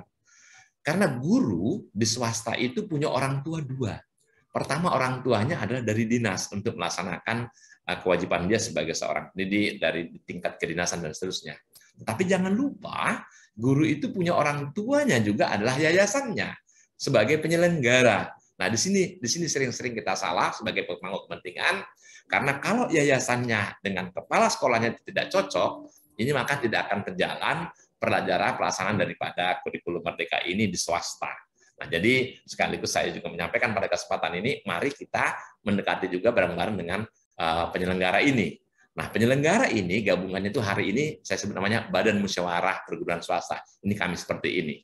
Jadi untuk supaya bisa terlaksana gotong royong itu udah terlaksana dengan baik, tapi supaya lebih baik lagi kita rangkul yayasan ini, karena kita tidak saling memukul tetapi saling merangkul. Kita tidak berhadapan-hadapan tapi duduk berdampingan, kita tidak bersaing tapi duduk bersanding, sehingga bisa melaksanakan berkolaborasi, berkomunikasi, berkoordinasi, berbagi, peduli. Itu adalah mega moto yang sedang saya laksanakan swasta, baik dengan orang tuanya, swasta sekolah itu, maupun dengan sesama yayasan yang lain. Jadi, Bu Evri, saya katakan, kita di swasta sudah melaksanakan itu. Dan hampir seluruh swasta pasti biasanya mengadakan beasiswa, itu biasanya anak-anak diajarkan untuk bergotong royong. Bergotong royong ini loh, peduli dianya. Karena salah satu poin-poin gotong royong itu di samping berkolaborasi, berkomunikasi, koordinasi, berbagi, juga peduli. Dan di tingkat kepedulian itu bersama-sama untuk melaksanakan itu. Sehingga tepatlah katanya, bersatu kita teguh, berdua kita tidak berbeda, bertiga kita bahagia, berempat kita sahabat, berlima kita bersama. Bersama kita bisa, itulah gotong royong melaksanakan sekolah swasta, Bu Elfri. Terima kasih. Terima kasih Ki Saur.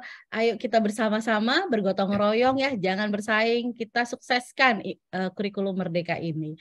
Ini ada pertanyaan terakhir nih untuk segmen kedua yang sangat banyak ditanyakan kepada Pak Zul. Pak, izin Pak. Pak, kalau saya nih punya sekolah Pak, saya bukan sekolah penggerak, kemudian sekolah saya juga sarana prasarananya belum memadai. Ya. Gimana caranya Pak kita implementasi kurikulum merdeka Pak? Gimana Pak bisa diberikan pencerahan nih Pak pada Bapak Ibu kepala sekolah yang bertanya ini Pak? Baik, terima kasih Bu Evi dan Bapak Ibu semua. Dari awal kita sudah menyampaikan bahwa kurikulum merdeka ini dirancang untuk dapat diterapkan, diimplementasikan dalam situasi seminim apapun. Seminim apapun. Ya, karena yang disasar di sini adalah peningkatan kualitas proses pembelajaran, peningkatan kualitas hubungan antara guru dan peserta didiknya dan orang tua, 3 pusat pendidikan seperti kata Ki Saur tadi. Jadi kualitas hubungan selagi ada siswanya, ada gurunya, ada orang tuanya, itu bisa jalan. Bisa jalan. Kenapa? Tadi dengan dialog dengan para guru juga begitu. Bagaimana kalau tidak ada bukunya? Bisa jalan enggak? Ya bisa.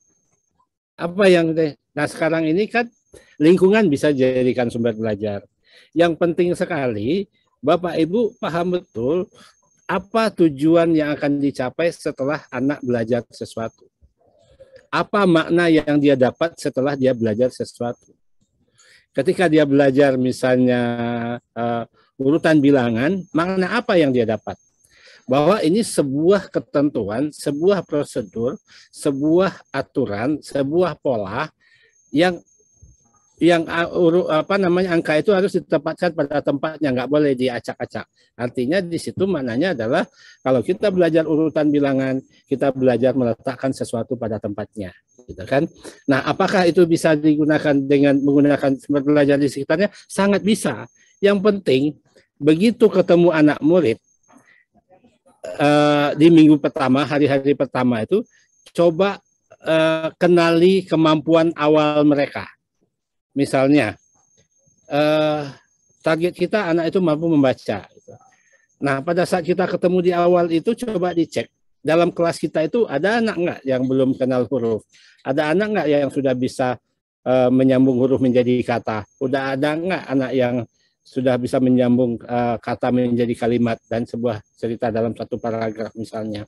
Nah, sepanjang kita tahu kemampuan awal anak itu, kemudian kita lihat di dalam capaian pembelajaran, seberapa jauh jarak antara kemampuan awal anak ini dengan tujuan yang akan dicapai, silakan kreasi langkah-langkah pembelajarannya. Materinya silakan dikembangkan dari siapapun. Jadi dalam kondisi, nah sekarang tantangan nih bagi sekolah-sekolah yang kondisinya tadi, maaf ya masih terbatas dan sebagainya. Sekarang tantangannya membuktikan bahwa kurikulum Merdeka ini bisa diterapkan dalam situasi apapun.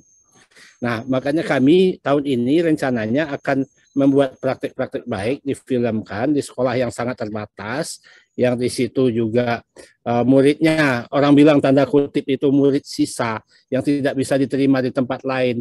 Yang penting dia datang ke sekolah, yang penting nadinya masih berdenyut, jantungnya masih berdetak, datang ke sekolah dan mau belajar dan itu bisa. Kenapa? Karena ini persoalannya adalah bagaimana menyentuh hati anak-anak itu supaya mereka tumbuh menjadi manusia pembelajar. Itu. Nah, kalau anak itu tumbuh menjadi manusia pembelajar, tentu yang kita lakukan adalah bagaimana kita mengenal anak itu, apa kebutuhan mereka, kemampuan mereka itu apa saat ini, dan kemampuan apa yang akan dimiliki setelah ini gitu. Jadi yang paling penting Bapak Ibu kenali anaknya, kenali kondisi yang ada di satuan pendidikan kita, kenali lingkungan sekitarnya, kemudian kenali persoalan-persoalan yang pada umumnya dimiliki oleh anak-anak itu, lalu baru kita lihat kurikulumnya, baru kita lihat capaian pembelajarannya, kemudian kondisikan proses belajar sehingga anak itu bisa belajar dalam situasi apapun. Jadi jangan dibayangkan bahwa kurikulum Merdeka ini menuntut sarana yang mewah, kemudian ini dulu apa, enggak, dalam situasi apapun gitu kan, dalam situasi apapun bisa. Gitu. Siap. Jadi hilangkan semua negatif-negatif yang mempersulit ya Pak ya, karena sebenarnya implementasi kurikulum Merdeka ini sangat mudah, tidak akan menyusahkan guru, sekolah, bahkan juga siswa, gitu ya Pak. Baik sahabat Dikbud, hari ini, sore ini sangat sekali menarik pembicaraan kita ya. Sudah tak terasa sudah 2 segmen kita bersama dengan para narasumber kita. Sebelum masuk ke sesi tanya jawab dari peserta webinar, mari kita istirahat sejenak untuk melihat video berikut. Dan kemana-mana ya.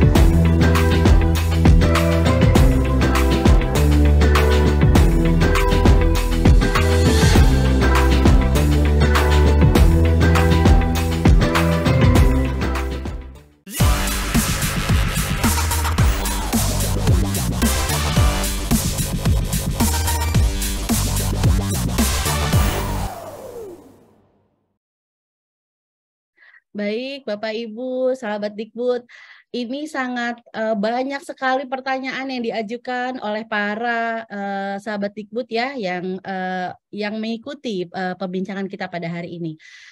Kepada Bu Neti dulu nih, pertama, Bu Neti ini dari Pak Paimin ya, guru PAUD anggota dari HIM PAUD nih.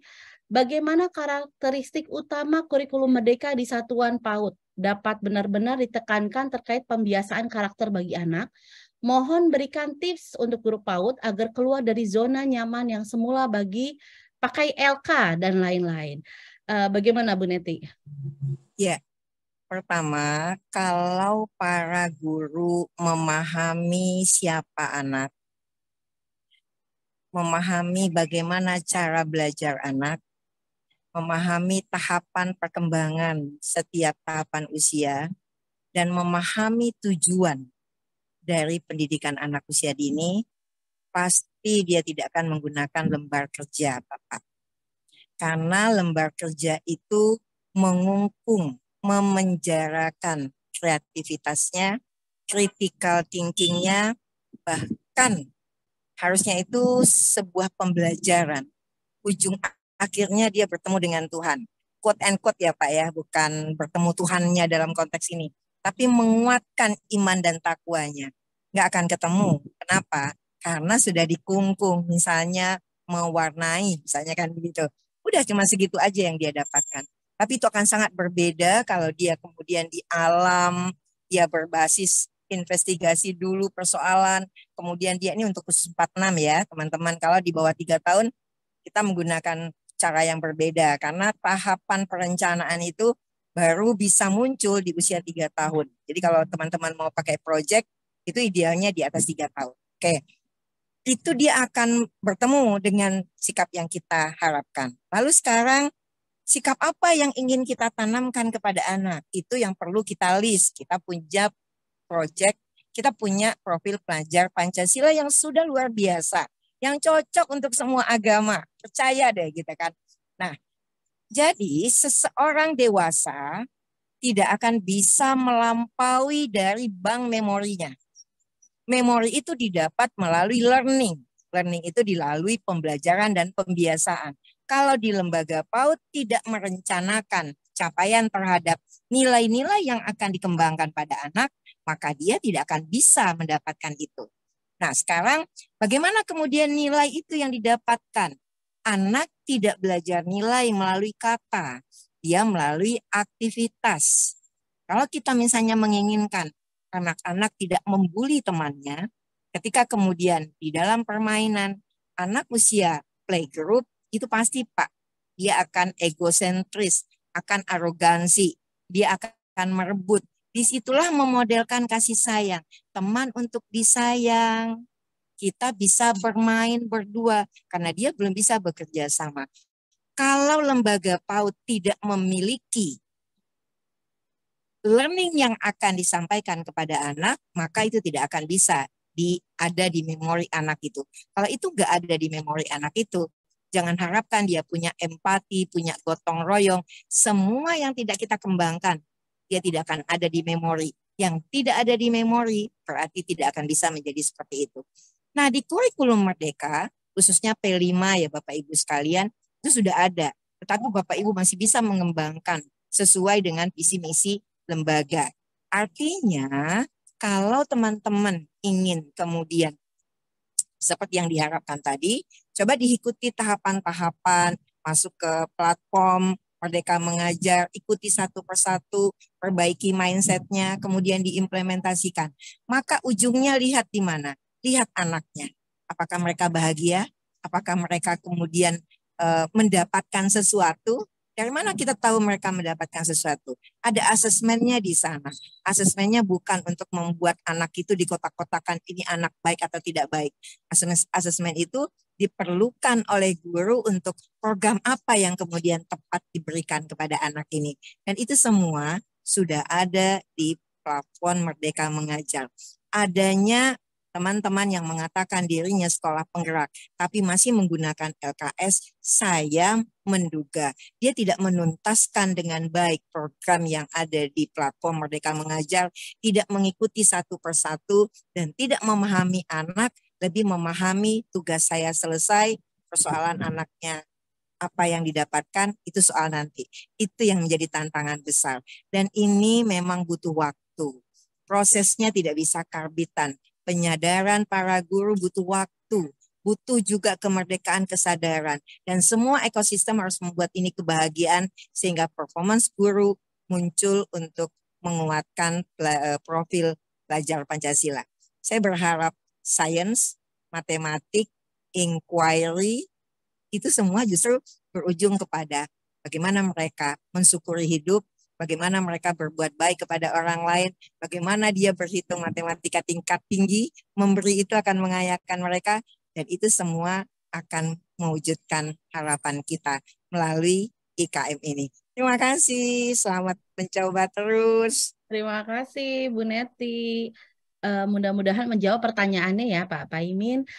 Selanjutnya pertanyaan untuk Ki Saur dari Denny Mulyadi.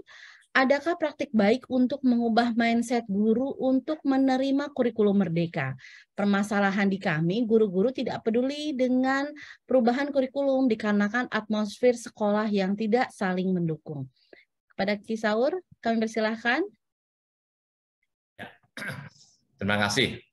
Kalau jalan di bypass, mobil kencang bisa berlari, pertanyaannya begitu cerdas membuat saya jadi grogi.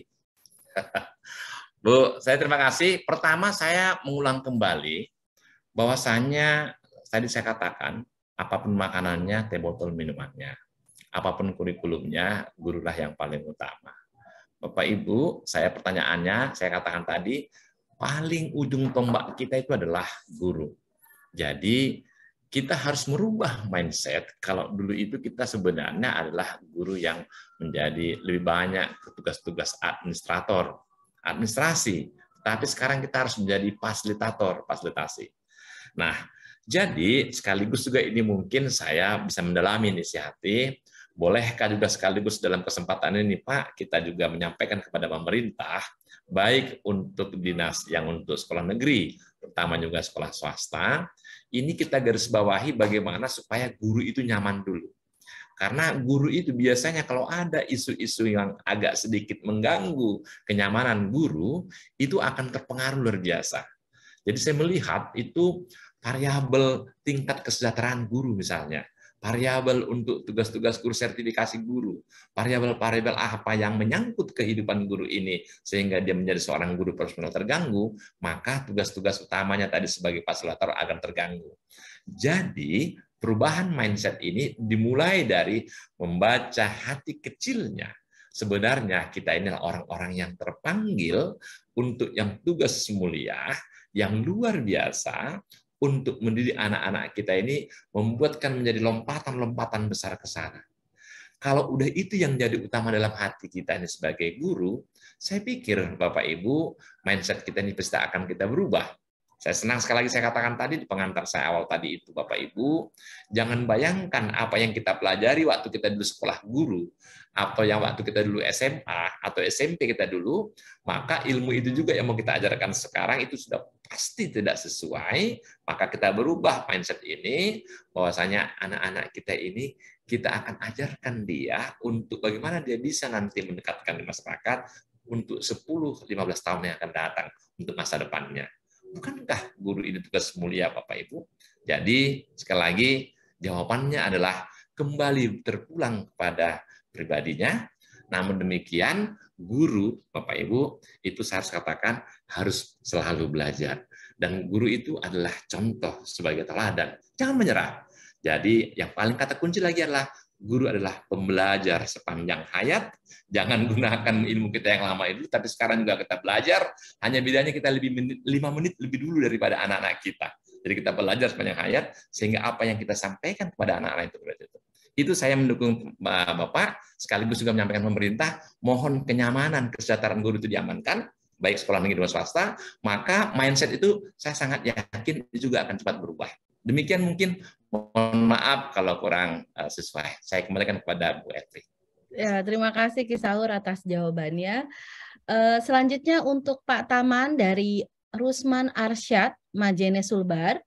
Apa yang bisa kita lakukan sebagai guru jika kepala sekolah dan tenaga guru lainnya minim pengetahuan dengan implementasi kurikulum Merdeka dan pasif dalam platform Merdeka Mengajar? Pendekatan seperti apa yang bisa kita lakukan atau yang bisa digunakan? Pak Taman? Baik, terima kasih Mbak. Wah, ini pertanyaan luar biasa dari Pak Rusman Arsad ini dari Madinah Sulbar. Salam untuk Indonesia Timur ya.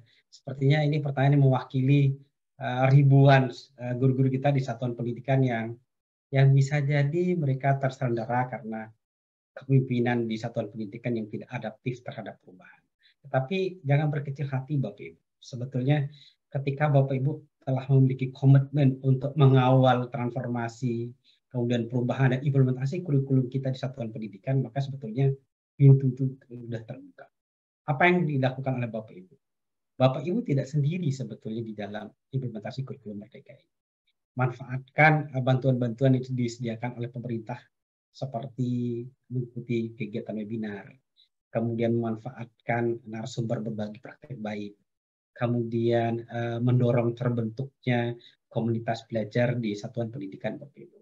Dan yang terpenting adalah bagaimana Bapak Ibu membuka ruang relasi yang baik dengan pemangku kepentingan di daerah, mulai dari dinas, kemudian unsur-unsur terkait di satuan pendidikan, komite, kemudian orang tua murid, termasuk di dalamnya adalah NGO yang memang konsen pada pendidikan.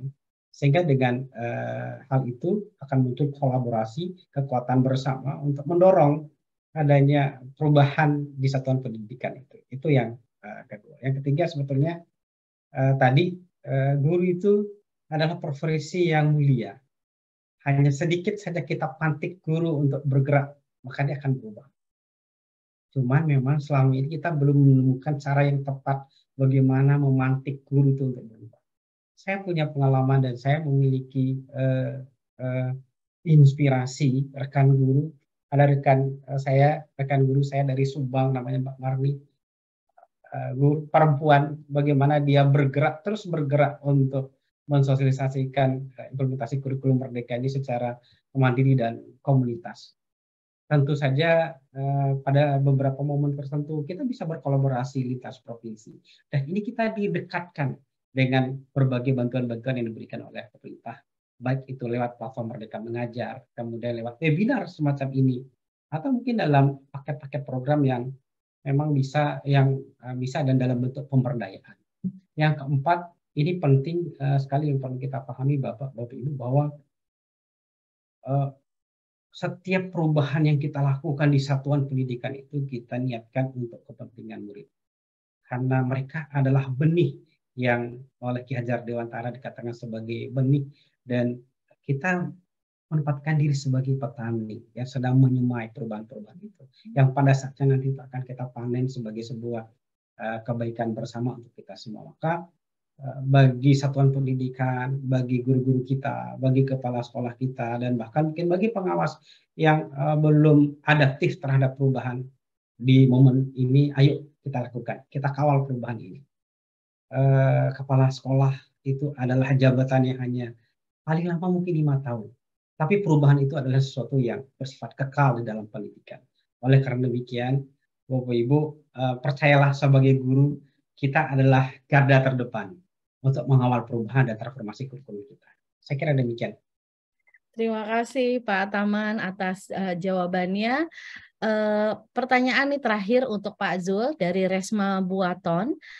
Jika sekolah mau menerapkan kurikulum Merdeka, apakah setiap kelas boleh langsung memakainya dari kelas 1 hingga kelas 6 dalam satu sekolah? Lalu bila sekolah sudah mendaftar IKM tapi belum dilaksanakan, apakah adakah konsekuensinya? Kepada Pak Zul, kami persilahkan Pak. Baik, wah ini luar biasa ini pertanyaannya. Jadi begini, tergantung pilihannya apa. Kalau pilihannya mandiri belajar, berarti itu kurikulum 2013.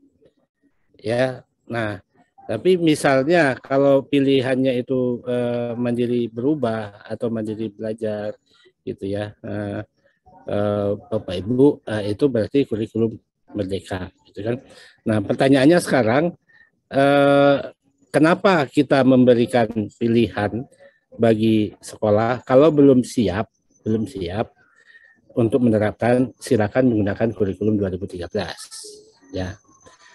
Nah, atau gunakan kurikulum 2013 dengan menggunakan pendekatan atau bagian-bagian tertentu dari kurikulum Merdeka. Misalnya menerapkan pendekatan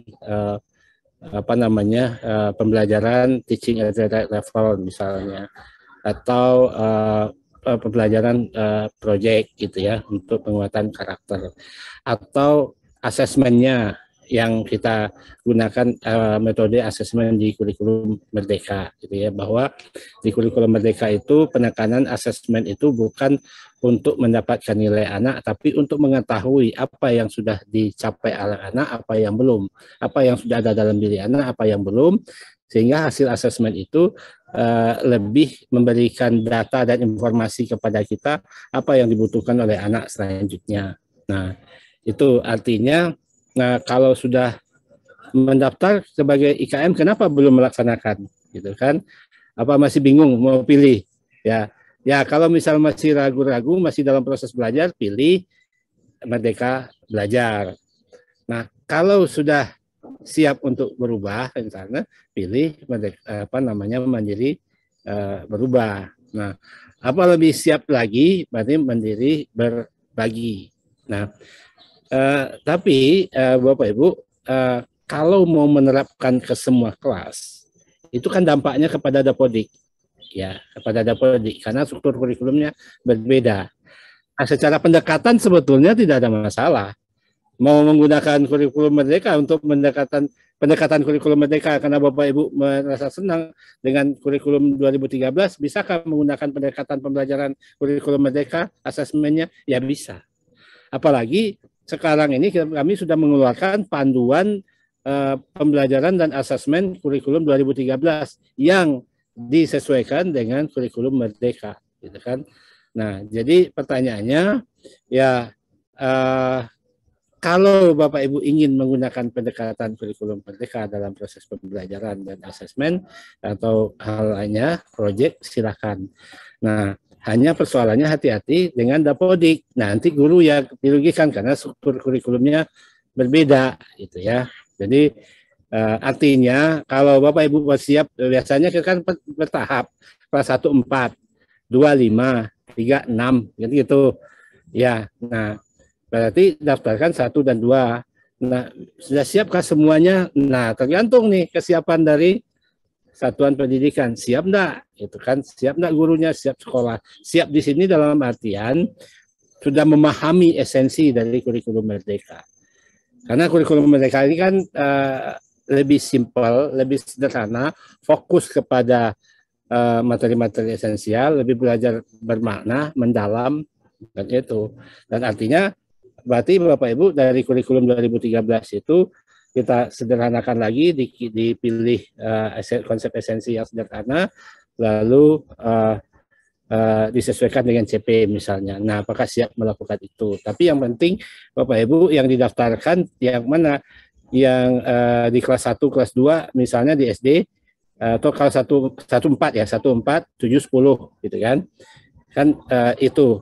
Kemudian kalau mau di semuanya, nah nanti sudah siap belum? Nanti soalnya ada persoalan dengan Dapodik juga gitu kan. Nah, kecuali misalnya kalau Bapak Ibu sudah memilih kurikulum Merdeka yang tahun lalu, kami Mandiri Berubah, kemudian mau naik ke Mandiri Berbagi, yaitu silakan kan. Jadi itu sebetulnya. Jadi kita tidak ingin ada guru yang dirugikan gitu gara-gara persoalan Dapodik gitu kan. Nah, untuk itu bagi Bapak Ibu, ini bulan Februari sudah dekat. Nanti tanggal 6 Februari akan dibuka lagi pendaftaran baru bagi sekolah yang belum mendaftar. Kalau sekolah sudah mendaftar itu kan tinggal melanjutkan gitu ya. Nah, itu silakan nanti insya Allah di akhir Januari ini kita akan launching. Kemudian selalu ikuti perkembangannya di website kita di kurikulum.kemendikbud.go.id atau platform Merdeka Mengajar. Silakan diikuti di situ mulai dari sekarang. Ya, jadi kalau ada apa-apa silakan kita diskusi di situ, ada pertanyaan di website kita ada, silakan ditanya, atau di WA atau di apa, silakan. Sangat terbuka kita Bapak Ibu. Yang penting Bapak Ibu enjoy, Bapak Ibu melaksanakan ini dengan senang hati, memilih ini dengan sepenuh hati. Karena profesi sebagai guru ini adalah profesi yang tidak pernah pensiun dari keberkahan sebetulnya. Semakin terkuras energi Bapak Ibu oleh anak-anak, semakin besar keberkahan yang mengalir kepada Bapak Ibu, dan itu akan mengalir sampai kapanpun tak berhenti walaupun kita telah tiada sebetulnya. Jadi yang penting tadi dari semua pembicara, kenali anak dengan sebaik-baiknya, kemudian kenali situasi kita dengan sebaik-baiknya, lingkungan kita sebaik-baiknya, cintai anak itu dengan sepenuh hati, dan kemudian berikan ruang yang cukup kepada mereka untuk mengeksplor potensi-potensi yang ada di dalam diri mereka, dan biarkan mereka mencari metode-metode yang apa namanya, yang membuat kreativitas mereka tumbuh dan berkembang gitu. Dan itu jadi karena Tuhan tidak mengenal produk gagal, setiap manusia itu punya keistimewaan, punya potensi, punya kekuatan, dan kita bertugas untuk memberikan pelayanan agar setiap anak tumbuh dan berkembang sesuai dengan fitrahnya. Bapak Ibu jangan pusing dulu, berarti nanti anak diajari satu-satu. Enggak, itu Bapak Ibu. Anak itu kan sebagai manusia dia memiliki kekuatan di dalam dirinya, kekuatan pikirannya, akalnya, rasa, karsa. Makanya kata Pak Ki Hajar Dewantara, olah pikirnya, olah hatinya, olah rasanya, olah karsanya, olahraganya. Nah, olah itu, dan insya Allah mereka akan tumbuh dan berkembang, dan Bapak Ibu akan mendapatkan keberkahan. Keberkahan itu akan terus mengalir tanpa henti sampai kapanpun, dan guru yang tidak pernah pensiun dari keberkahan walaupun dia telah tiada sebetulnya. Selamat kepada Bapak Ibu guru. Iya, terima kasih Pak Zul, nih sangat luar biasa ya jawabannya. Kami mohon maaf kepada sahabat Dikbud, ada 430 pertanyaan Bapak Ibu dan teman-teman sahabat Dikbud. Jadi kami tidak bisa membacakan satu persatu, tapi insya Allah nanti dari tim kami akan menjawab pertanyaan-pertanyaan Bapak dan Ibu dan teman-teman sahabat Dikbud. Sebelum kita mengakhiri silaturahmi Merdeka Belajar pada sore hari ini, mari kita minta pernyataan penutup atau closing statement dari keempat narasumber kita pada hari ini. Kami persilahkan kepada Bu Neti untuk closing statement-nya, Ibu. Ibu, Bapak Guru Pendidikan Anak Usia Dini Indonesia, kita telah dipercaya orang tua dengan mengantarkan anaknya kepada sekolah kita, dan kita diizinkan oleh Allah diamanahkan untuk mendidik anak tersebut. Kesalahan yang paling besar adalah merasa benar mendidik anak-anak tapi ternyata salah. Oleh karena itulah kita belajar mengenal anak, bagaimana mereka cara belajarnya, bagaimana kemudian kita menguatkan yang dia perlukan untuk hidup di dunia dan sukses di akhirat, dan kemudian kita kuatkan bagaimana proses itu bisa menjadi memori otaknya. Untuk itu, kita yang harus belajar terlebih dahulu, kita yang melakukan perubahan, sehingga pendidikan kita mencapai tujuan yang kita harapkan. Dan kalau itu tercapai, itulah menjadi amal jariah kita semua. Dengan demikian, mari bergabung, akses akun resmi dari Instagram dan juga platform Merdeka Belajar. Semua orang yang belajar, Allah kasih kesempatan untuk dia menjadi lebih baik. Terima kasih. Terima kasih Bu Neti. Ayo kita belajar bersama-sama ya Bapak Ibu Guru. Selanjutnya closing statement dari Ki Zaur Panjaitan 13. Silahkan Pak. Ya, terima kasih Bu. Sebelumnya ini ada titip salam nih Pak Zul dari teman-teman swasta. Karena judulnya adalah ini masalah tahun ajaran baru, mereka juga titip pesan sebelum bicara kurikulum baru, nanti ada masalah proses penerimaan siswa baru, namanya PPDB. Jangan karena memang mereka mengatakan, apa yang mau dikurikulumkan Pak, kalau nanti swasta nggak ada muridnya. Nanti mohon itu pesanan sponsor Pak, sebagai swasta saya. Baik, sekarang sebagai closing statement saya, Bapak Ibu, sebagaimana kabar tersebar, berita telah pula beredar, sudah banyak yang mendengar Menteri Pendidikan punya jargon Merdeka Belajar. Para pendidik membentuk komunitas belajar, berbuat sebagai pahlawan tanpa gelar, dengan penuh ikhtiar, tanpa banyak komentar, seperti menjadi bunga mawar, kurikulum merdeka sebagai dasar, guru penggeraklah sebagai tagar. Bapak Ibu, kabar pun sudah terdengar ke langit, berita sudah merebak ke bumi, besar pun sudah sampai ke seberang, sudah lama niat tersanjung, insya Allah dalam waktu sebentar akan terkabul. Kalau ada murid di kelas, guru bisa bertatap muka. Kalau ingin pembelajaran berkualitas, mari kita susulkan kurikulum merdeka. Kalau ada murid di kelas, guru bisa bercerita. Kalau ingin pembelajaran berkualitas, mari perhatikan sekolah swasta. Kalau ada murid di kelas, ada murid pakaian putih biru. Kalau ingin pembelajaran berkualitas, perhatikanlah para guru-guru. Yang di lembah datang mendaki, yang di bukit datang menurun.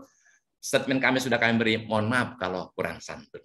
Terima kasih, saya kembalikan kepada moderator. Terima kasih Pak Saur, luar biasa dari ini Pak Saur ya. Selanjutnya Pak Taman Firdaus, kami persilahkan closing statement-nya Pak. Baik, terima kasih luar biasa. Saya kalah kalau membuat kata seperti Ki Saur ya. Ini luar biasa keren. Tetapi saya ingin menitipkan satu harapan ini. Kalau Pak Jun pernah ke Bima dan menikmati ikan di Pantai Bima, tapi satu yang dinikmati Pak Jun, ada daging kuda. Daging kuda. Iya, siap. Dan susu kuda liarnya Pak Jul. Nah, tapi nanti saya berharap begini Pak Jul, mudah-mudahan Mas Menteri akan melihat benih Merdeka Belajar di kota kecil, di kota Bima, karena kami guru-guru Bima dan guru hebat Indonesia, kami memiliki komitmen yang sama. Ayo kita jadikan bahwa pembelajaran berkualitas itu adalah hak anak. Mari Bapak Ibu hebat terus bertumbuh dan mengembangkan diri dan komunitas kita. Tentu di sini membutuhkan kepemimpinan pembelajaran yang humanis, kemudian adaptif terhadap perubahan. Ini menjadi pekerjaan besar kita, bagaimana menghadirkan pemimpin-pemimpin di satuan pendidikan kita yang capable, kemudian kolaboratif, dan berani untuk berbeda dalam segala situasi. Bapak Ibu terus bergerak, wujudkan Merdeka Belajar. Hari ini kita semai, esok generasi emas berkarakter selaras dan profil belajar Pancasila akan kita panen. Salam dan bahagia dari kota kecil, Kota Bima.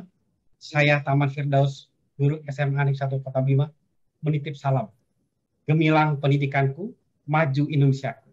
Nasrullah Fatul Qorib, Wabashiril Mu'minin. Wassalamualaikum warahmatullahi wabarakatuh. Waalaikumsalam warahmatullahi wabarakatuh. Terima kasih Pak Taman. Kita titipkan anak-anak kita di NTB ya, di sisi Indonesia Timur. Mudah-mudahan semua bisa melaksanakan kurikulum Merdeka Belajar ini semaksimal mungkin. Terakhir Pak, tapi bukan yang paling akhir ya Pak Zulfikri. Kita menunggu nih closing statement Bapak, terutama kita pengen tahu apakah kurikulum Merdeka ini akan diterapkan oleh seluruh sekolah di Indonesia mulai tahun 2024. Nah gimana Pak? Mohon closing statement-nya Pak. Baik, tahun 2023 ini kami menyiapkan regulasinya berdasarkan umpan balik dari masyarakat. Dan insya Allah di awal tahun ajaran tahun 2024 nanti akan ada kebijakan secara nasional tentang kurikulum ini. Kurikulum Merdeka ini sebagai kurikulum nasional, dan tentunya Bapak Ibu nggak usah khawatir bahwa akan dilakukan 100% di semua sekolah, tidak. Kita tetap melakukan secara bertahap gitu ya. Jadi Bapak Ibu setelah pengalaman selama 2 tahun ini, Bapak Ibu di satuan pendidikan yang melaksanakan kurikulum Merdeka baik yang mandiri maupun dari sekolah penggerak, itu artinya Bapak Ibu sudah terlibat dalam proses pengembangan kurikulum nasional. Karena selama Bapak Ibu menerapkan itu, Bapak Ibu telah memahami, kemudian memberikan feedback kepada kami, umpan balik kepada kami, dan feedback itu sebagian sudah kami himpun lewat berbagai media, lewat berbagai proses itu, termasuk monitoring evaluasi, dan feedback itu sudah masuk kepada kami sedang mengolahnya sekarang, dan mudah-mudahan kebijakannya nanti tidak akan merepotkan Bapak Ibu. Yang penting di sini adalah bagaimana kita memberikan pelayanan yang terbaik kepada anak-anak didik kita. Dan Bapak Ibu percayalah bahwa nakoda yang tangguh tidak pernah lahir dari laut yang tenang. bahwa semua persoalan-persoalan yang kita hadapi itu adalah ini. Dan guru-guru yang hebat tidak pernah lahir dari murid yang tidak membuat masalah, gitu kan. Jadi persoalan-persoalan murid itulah yang mematangkan kita, itulah yang memperkaya kita sebetulnya. Sehingga tidak usah takut Bapak Ibu, semua itu akan ada solusinya, karena Tuhan tidak pernah memberikan persoalan melebihi batas kemampuan manusia. Artinya sebesar apapun persoalan yang datang kepada kita, itu sinyal dari Allah, dari Tuhan, bahwa di dalam diri kita ada kemampuan yang melebihi dari persoalan itu. Sehingga terima kasih kepada Ilahi, dan kehadiran anak-anak yang membuat masalah itu adalah menyelamatkan kehidupan gurunya dunia akhirat, karena kehadiran mereka melipat gandakan keberkahan dan keberkahan rezeki dan keberkahan segalanya, dan keberkahan itu akan mengalir sampai kapanpun tanpa henti, walaupun kita telah tiada semangat. Merdeka Bapak Ibu siap mendampingi anak-anak kita, dan bagaimanapun kalau anak-anak kita itu menemukan dirinya, jati dirinya, dan tumbuh dan berkembang, maka kita akan menjadi bahagian yang mendapat ridho dari Ilahi, gitu ya. Itu yang kita cari. Apa yang kita cari dalam kehidupan ini kalau bukan ridho Ilahi, kebahagiaan sejati. Dan kebahagiaan sejati itu lahir ketika kita berhasil mengalahkan tantangan. Dan itu saja, semangat ya Bapak Ibu. Dan baik, terima kasih Pak Zul. Terima kasih kami sampaikan kepada seluruh para narasumber kita pada hari ini.